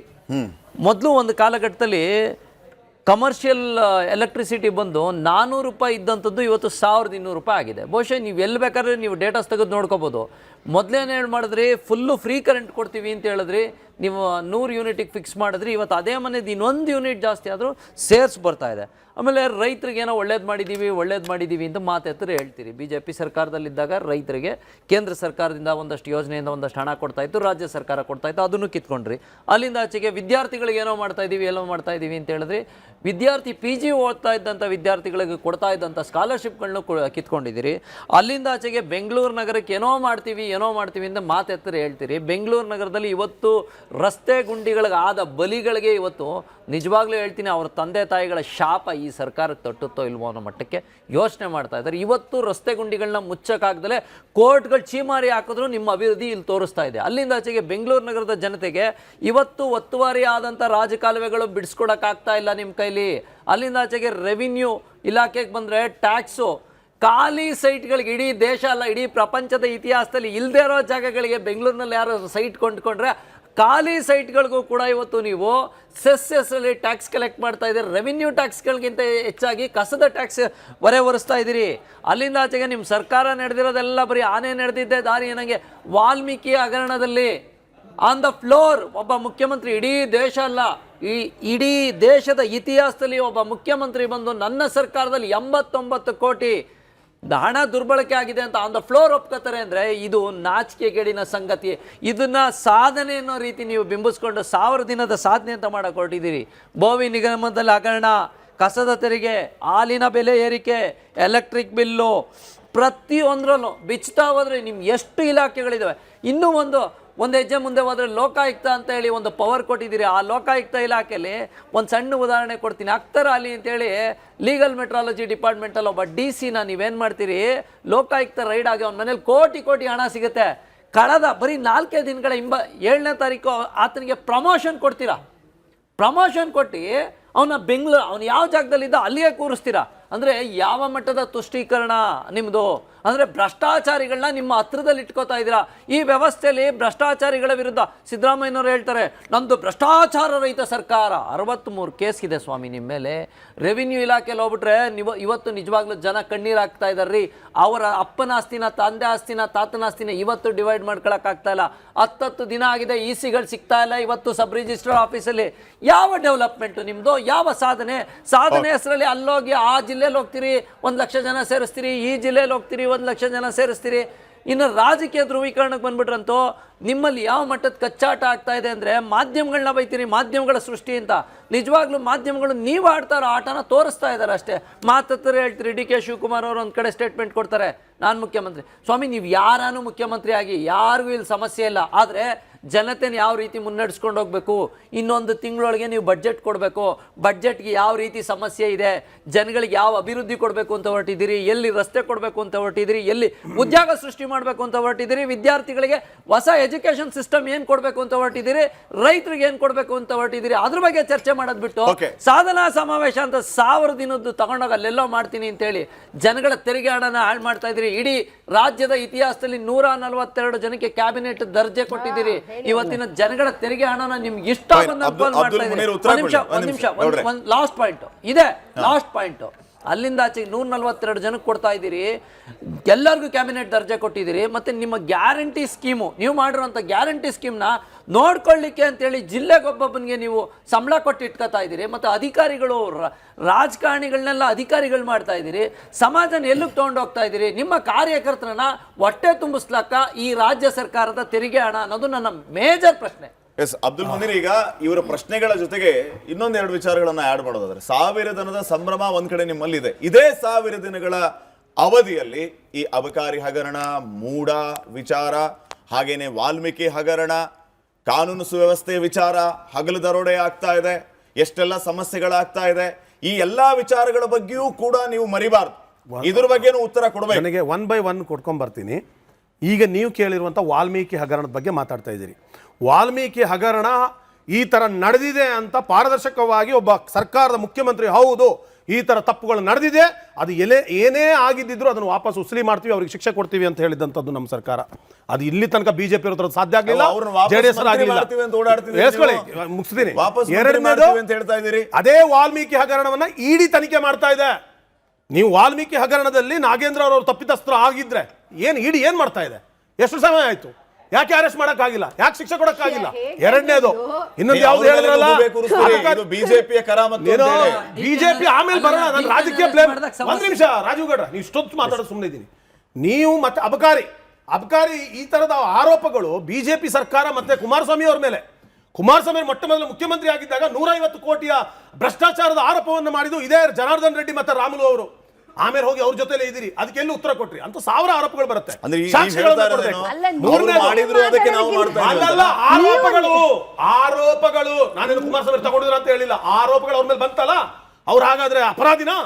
ಇದೇ ತರನೇ ಇವ್ರ ಮೇಲೆ ಆರೋಪ ನೀವು ಮಾಡಿದಿರಿ, ಪ್ರೂವ್ ಮಾಡಿ, ನಿಮ್ಗೆ ಅವಕಾಶಗಳಿದೆ, ಪ್ರೂವ್ ಮಾಡಿ. ಎರಡನೇದು, ಮೂರನೇದು ಮತ್ತೇನು ಕೇಳಿದ್ರಿ ನೀವು? ರಾಜೀವ್ ಗೌಡ್ರು ಹೇಳ್ತಾ ಇದ್ರು, ಕಂದಾಯ ಇಲಾಖೆ ಬಗ್ಗೆ ಮಾತಾಡ್ತಾ ಇದ್ರು. ಇವತ್ತು ಕೃಷ್ಣ ಬೈರೇಗೌಡರ ಭಾಷಣವನ್ನ ಕೇಳಿದ ಮೇಲೂ ಇಡೀ ದೇಶದಲ್ಲಿ ಕಂದಾಯ ಇಲಾಖೆ ಹೇಗೆ ಕಾರ್ಯನಿರ್ವಹಿಸಬಹುದು ಅನ್ನೋದನ್ನ ಸಾಕ್ಷಿ ಸಮೇತ ಎತ್ಕೊಟ್ಟಿದ್ದಾರೆ. ನಿಮಗೆ ಇವರ ಅಧಿಕಾರದಲ್ಲಿ ಅದು ಪೋಡಿ ಆಗಿರ್ಬೋದು, ಅದು ಹಕ್ಕುಪತ್ರದಾಗಿರ್ಬೋದು, ಲಕ್ಷ ಡಿಫರೆನ್ಸ್ ಬರೀ 2.5 ವರ್ಷದಲ್ಲಿ. ಅವರ 4 ವರ್ಷದಲ್ಲಿ ಏನ್ ಮಾಡಿದಾರಲ್ಲ ಅದರ 10 ಪಟ್ಟು ಜಾಸ್ತಿ ಕೆಲಸ ಮಾಡಿದೀವಿ. ಬೇರೆ ತಹಸೀಲ್ದಾರ್ ಹತ್ರ ಇದ್ದಂತ ಕೇಸ್ಗಳ ಸಂಖ್ಯೆ 10,720. ಆದ್ರೆ ಇವತ್ತು ನಮ್ದು 2.5 ವರ್ಷದಲ್ಲಿ 442 ತಂದು ನಿಲ್ಸಿದೀವಿ. AC ಕೋರ್ಟಲ್ಲಿ ಇದ್ದಂತಹ ಜಮೀನು ಪತ್ರದ ತಕರಾರುಗಳನ್ನು 73,000 ಕೇಸ್ಗಳಿತ್ತು, ಇವತ್ತು ಅದನ್ನ 11,000 ಕೇಸ್ಗಳಿಗೆ ತಂದು ನಿಲ್ಸಿದ್ದೀವಿ. 5 ವರ್ಷದ ಹಿಂದೆ 37,000 ಕೇಸ್ಗಳು 5 ವರ್ಷಕ್ಕಿಂತ ಜಾಸ್ತಿ ಸಮಯದಲ್ಲಿ ಕೋರ್ಟ್ ಅಲ್ಲಿ ಕೊಳಿತಾ ಇತ್ತು. ಇವ್ರಿಗೆ ಏನು ಮಾಡಕ್ ಆಗಿರ್ಲಿಲ್ಲ. ಸ್ಟಾಂಪ್ ಡ್ಯೂಟಿ ಚಾರ್ಜಸ್ ಅನ್ನು ಜಾಸ್ತಿ ಮಾಡಿದಿರಿ. ಸ್ಟಾಂಪ್ ಡ್ಯೂಟಿ ಚಾರ್ಜಸ್ ಅನ್ನು ಜಾಸ್ತಿ ಮಾಡಿದಿರಿ. ಈ ಸ್ವತ್ತು ಎಲ್ಲಿ ಬೇಗ ಸಿಗ್ತಾ ಇದೆ, ಎಷ್ಟು ದಿನ ಓಡಾಡಬೇಕು,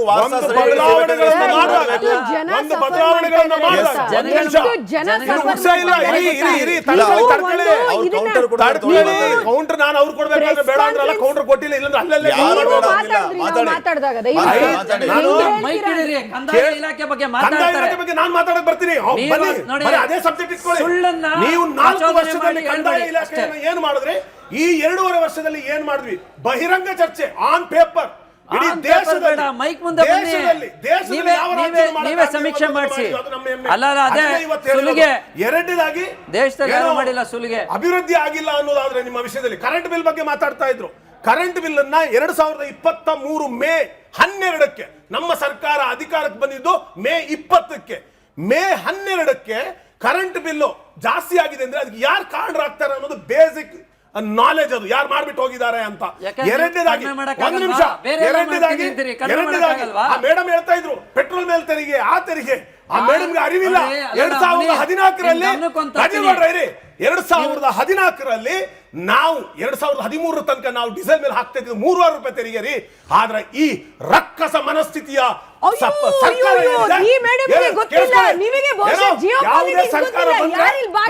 ಸರ್ಕಾರ ಬಂದ್ರೆ ಒಂದು ಟ್ಯಾಕ್ಸ್ ಪರ್ಸೆಂಟೇಜ್ ಎಷ್ಟು ಜಾಸ್ತಿ ಮಾಡಬಹುದು? 1 ರೂಪಾಯಿನ 2 ರೂಪಾಯಿನ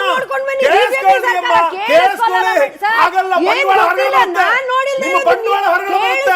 ಸರ್ಕಾರ ಕೇಳಿಸ್ಕೊಳ್ಳಿ, ಉತ್ತರ ಆಮೇಲೆ ಕೊಡಿ, ನಿಮ್ಮ ಉತ್ತರ ಆಮೇಲೆ ಕೊಡಿ. ಯಾಕೆ ನೀವು ಹೇಳಿದ್ದನ್ನೆಲ್ಲ ಕೇಳಿಸ್ಕೊಂಡಿದ್ದೀನಿ, ಜನ ನಿಮ್ಮನ್ನ ಕೇಳಿಸ್ಕೋಬೇಕು ಅನ್ನೋ ಕಾರಣಕ್ಕೆ ನಾ ಕೇಳಿಸ್ಕೊಂಡಿದ್ದೀನಿ. 3 ಸರ್ಕಾರ ಮಾಡಿರುವಂತ ಬೆಲೆ ಏರಿಕೆ ಕರ್ನಾಟಕದಲ್ಲಿ ಯಾರು ಮಾಡಿಲ್ಲ, ಇನ್ಯಾರು ಮಾಡಿಲ್ಲ. ನಿಮ್ದು ಇರೋದು ನಿಮ್ಮ ಖಜಾನೆ ಖಾಲಿ ಆಗಿದೆ, ನಿಮಗೆ ಗೊತ್ತಿಲ್ಲ ಎಲ್ಲಿಂದ ದುಡ್ಡು ಬರುತ್ತೆ ಅಂತ. ಹಾಗಾಗಿ ಜನರ ಮೇಲೆ ಹಾಕ್ತಾ ಇದ್ದೀರಾ ನೀವು ತೆರಿಗೆನ. ಇಲ್ಲ, ಆಹಾರ ತಿನ್ನುವ ಸಾಮಗ್ರಿಯಿಂದ ಹಿಡಿದು ಪ್ರತಿಯೊಂದು ಜಾಸ್ತಿ ಆಗೋದು. ಕಾಂಗ್ರೆಸ್ ನಮ್ಮ ಮೇಲೆ ಹಾಕಿರುವಂತಹ ಬೆಲೆ ಏರಿಕೆ ತೊಂದರೆಗಳು ಯಾವಾಗ ನಿಲ್ಲುತ್ತೆ ಅಂತ ನಿಮ್ಮ ಸರ್ಕಾರ ಮಾಡಿರುವಂತದ್ದು. ಕೇಳಿಸ್ಕೊಳ್ಳಿ, ಈಗ ನಾವೇನ್ ಮಾಡಿದ್ವಿ ಅಂತ ಹೇಳಿದ್ರಲ್ಲ, ಎತ್ತಿನೊಳೆ ನಾವು 2018ಕ್ಕೆ ಎಲ್ಲಿ ನಿಲ್ಸ್ಬಿಟ್ಟು ಹೋಗಿದ್ವಿ, ಅಲ್ಲೇ ಇತ್ತು. 4 ವರ್ಷ ಇಲ್ಲ, ಎಲ್ಲಿ ಮೊದಲ ಹಂತ ಈಗಲೂ ಆ ಭಾಗದ ರೈತರು ಹೋರಾಟ ಮಾಡ್ತಿದ್ದಾರೆ. ಬೇಗ ಮುಗಿಸಿ, ಬೇಗ ಮುಗಿಸಿ ಅಂತ ಹೇಳಿ ಮೊದಲ ಹಂತ ಪ್ರತಿಭಟನೆ ಮಾಡ್ತಾರೆ ಪ್ರತಿನಿತ್ಯ. 2.5 ವರ್ಷದಲ್ಲಿ ಫಂಡಿಂಗ್ ಮಾಡ್ಬಿಟ್ಟು 1ನೇ ಅವಧಿ 1ನೇ ಹಂತ ಮುಗಿಸಿದೀವಿ. ಎರಡನೇದಾಗಿ ಬೆಂಗಳೂರಿಗೆ ಕಾವೇರಿ ನೀರನ್ನು 5ನೇ ಹಂತ ತರ ಕಾಯ್ತಾ ಇರೋ ಹತ್ರ 110 ಹಳ್ಳಿಗಳಿಗೆ ನಮ್ಮ ಸರ್ಕಾರ 2.5 ವರ್ಷದಲ್ಲಿ ಕೊಟ್ವಿ. ಇಂಥದ್ದು ಎಷ್ಟು ಬೇಕಾದ್ರೂ ನಾನು ಕೊಡಬಲ್ಲ ನಿಮಗೆ. ನಿಮ್ಮ ಹತ್ರ ಸುಳ್ಳುಗಳನ್ನ ಹೇಳ್ಕೊಂಡು ಆ ವಾಟ್ಸ್ಆಪ್ ಅಲ್ಲಿ ಮಾತಾಡ್ದಂಗೆ, ಕಾರ್ಯಕರ್ತರ ಎದುರು ಮಾತಾಡ್ದಂಗೆ ಮಾಧ್ಯಮದಲ್ಲಿ ಕೂತ್ ಮಾತಾಡ್ರಿ. ಏನಿದ್ರು ಡಾಟಾ ಇಟ್ಟು ಮಾತಾಡಿ, ಮಾತಾಡಿ, ಒಂದಕ್ಕೊಂದು ಉತ್ತರ ಕೊಡೋಣ. ನಮ್ ಕಡೆಯಿಂದ ತಪ್ಪಿದ್ಯಾ ಮುಲಾಜಿಲ್ದೆ ಒಪ್ಕೊಳ್ತೀವಿ. ನಾವೇನು ಎಲ್ಲದಕ್ಕೂ ಅತೀತರು ಅಂತ ನಾವು ಹೇಳ್ತಾ ಇಲ್ಲ. ಈ ಗ್ಯಾರಂಟಿ, ಅಬ್ದುಲ್ ಮುನೀರ್ ಗ್ಯಾರಂಟಿ ಗೊಂದಲ ಇಲ್ವಾ? ಎಷ್ಟು ಜನ ರೈತರಿಗೆ ಪರಿಹಾರ ಕೊಟ್ಟಿದ್ದೀರಿ? ಕಲ್ಯಾಣ ಕರ್ನಾಟಕ ಭಾಗದಲ್ಲಿ ಮಳೆಯಿಂದ ಎಷ್ಟು ಬೆಳೆ ಹಾಳಾಯಿತು? ನೀವೇ ವೈಮಾನಿಕ ಸಮೀಕ್ಷೆ ಮಾಡಿದ್ರಿ. ಎಷ್ಟು ಜನರಿಗೆ ದುಡ್ಡು ಹೋಗಿದೆ? ಎಷ್ಟು ಜನರಿಗೆ ದುಡ್ಡು ಹೋಗಿದೆ? ಕೊಡಿ ಕೊಡಿ. ನಿಮಗೆ ನಾವು ಮಾಡಿದಂತ ಈ ಸರಿಯ ಬೆಲೆ ಹಾನಿಗಳೇನಿದೆಯಲ್ಲ, ಬಿಜೆಪಿ ಸರ್ಕಾರ ಏನ್ ಕೊಟ್ಟಿತ್ತು 2019 ಸಮೀಕ್ಷೆ ಮಾಡ್ತೀರಿ ನೀವು? ಅಲ್ಲ, ದುಡ್ಡು ಬೇಕಲ್ಲ? ಕೊಟ್ಟಿದ್ದೀವಿ.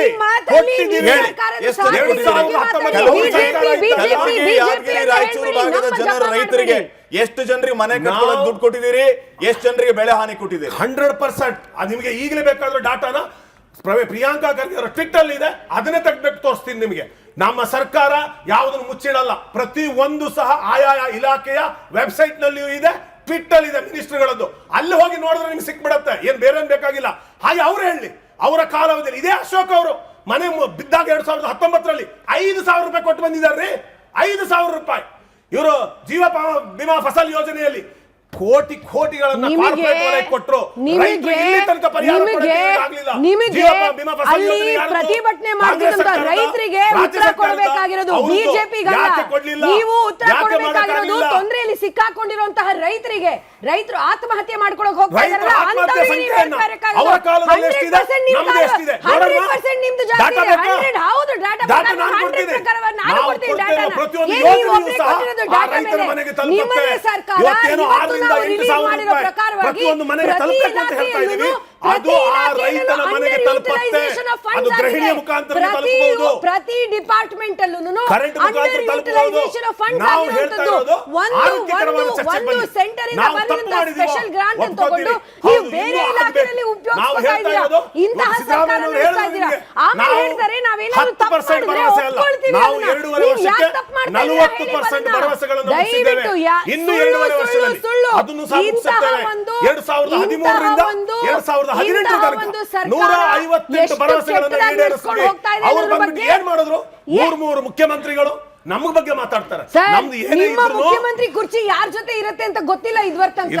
ದಯವಿಟ್ಟು ಅದನ್ನ ಹೇಳ್ತಾರೆ, ನಾವಲ್ಲ. ಅದು ನಿಮ್ಮ MLAs ಹೇಳ್ತಾ ಇರೋದು.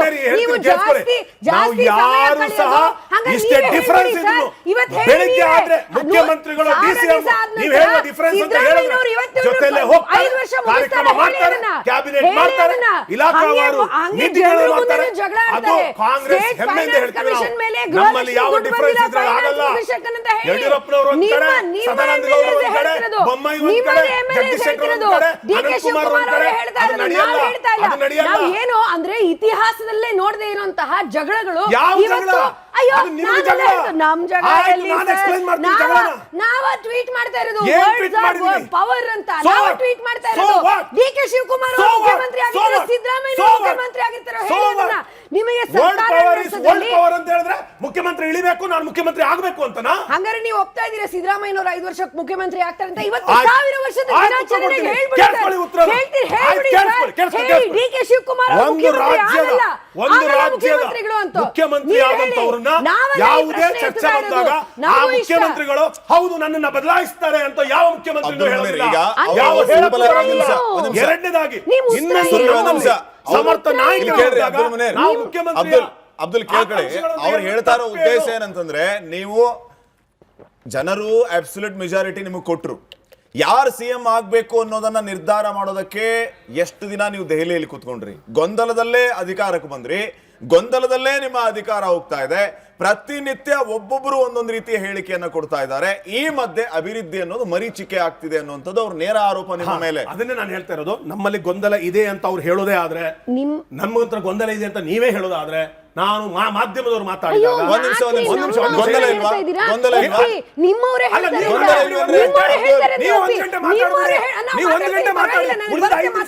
ಎಲ್ಲ ಅವ್ರ ಪ್ರಶ್ನೆ ನಿಮ್ಮ MLAs ಹೇಳಿದ್ದಾರೆ ಗೊಂದಲ ಇದೆ ಅಂತ. ಒಪ್ಕೊಳ್ಳಿ.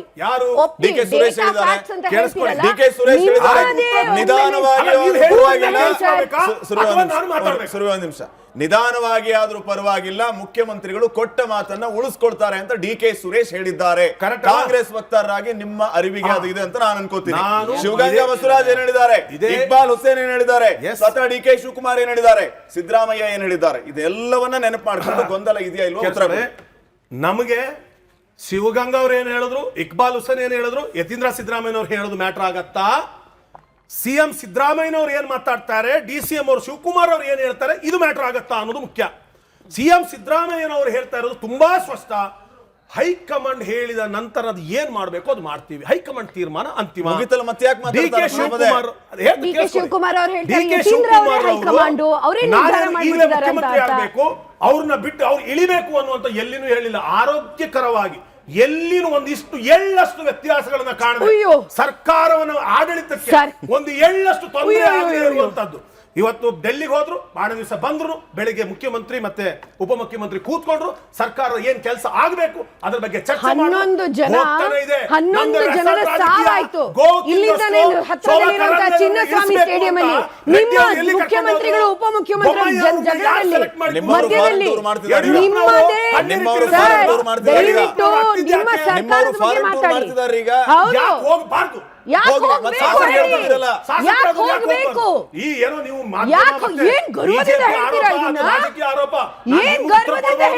ಸಾರ್ವಜನಿಕರು ಪ್ರಶ್ನೆ ಮಾಡುವ ಅಧಿಕಾರದ ಕೇಳಬಹುದು, ಆದ್ರೆ ಯಾವ ನೈತಿಕತೆ ಇಟ್ಕೊಂಡು ಬಿಜೆಪಿ ನೈತಿಕತೆ ಇಲ್ಲ ಸರ್ಕಾರ ನಡೆಸೋದಿಕ್ಕೆ. ಜನರು ಕಷ್ಟದಲ್ಲಿರುವಂತಹ ಸಂದರ್ಭದಲ್ಲಿ ಬೆಲೆ ಏರಿಕೆ ಮಾಡ್ತಿರುವಂತಹ ಸಂದರ್ಭದಲ್ಲಿ ನೀವು ಏನು ಅಹಂಕಾರದಿಂದ ಮಾತಾಡ್ತೀರಾ ಸರ್? ಏನು ಅಹಂಕಾರದಿಂದ ಮಾತಾಡ್ತೀರಾ ಸರ್? ಏನು ಅಹಂಕಾರದಿಂದ ಮಾತಾಡ್ತೀರಾ ಸರ್? ರಾಜಕೀಯ ಮತ್ತೊಂದು ಇಷ್ಟು ತಲೆಗೇರಿದ್ಯಾ? ಎಷ್ಟು ಅಹಂಕಾರದಿಂದ ಮಾತಾಡ್ತೀರಾ? ಪ್ರತಿಪಕ್ಷ ನಾವು ಜನನ ನಿಮ್ಮನ್ನ ಇಳಿಸ್ತಾರೆ.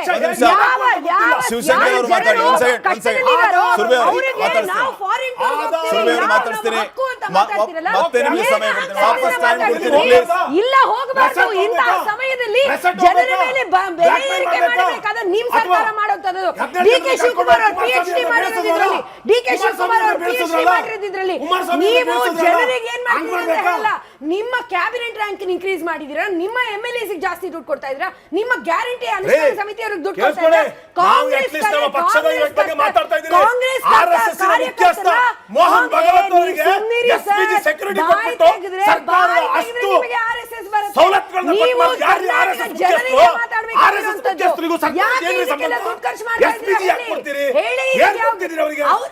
ನಿಮ್ಮ ಸೋನಿಯಾ ಗಾಂಧಿ ರಾಹುಲ್ ಗಾಂಧಿಗೆ ಎಲ್ಲಿಂದ ಬಂತು SPG ಪ್ರೊಟೆಕ್ಷನ್? ಅವ್ರು ಯಾವ ಕಾನ್ಸ್ಟಿಟ್ಯೂಷನ್ ಓದಿದ್ದಾರೆ? ಯಾವ ಕಾನ್ಸ್ಟಿಟ್ಯೂಷನ್ ಇದ್ದಾಗ ರಾಹುಲ್ ಗಾಂಧಿ ಮನೆ ಖಾಲಿ ಮಾಡಿಸಿದವರು, ರಾಹುಲ್ ಗಾಂಧಿ ಮನೆ ಖಾಲಿ ಮಾಡಿಸಿದವರು, ಮನೆ ಖಾಲಿ ಮಾಡಿಸಿದವರು, ಎರಡು ಬಲಿದಾನ ಇಡೀ ದೇಹ ಚಿಂದಿ ಆಗಿದೆ. ರಾಹುಲ್ ಗಾಂಧಿ ಅವರ ತಂದೆ ಸೋನಿಯಾ ಗಾಂಧಿ ಅವರು ಎಲ್ಲರೂ ಸ್ಯಾಕ್ರಿಫೈಸ್ ಮಾಡಿರುವಂತದ್ದು ಬರೀ ಗಾಂಧಿ ಪರಿವಾರ ಅಲ್ಲ. ದಯವಿಟ್ಟು ಒಂದು ನಮಗೆ ಹೇಳಿದ್ರೆ 100% ಕರ್ನಾಟಕ ಜನತೆಗೆ ಏರಿಕೆ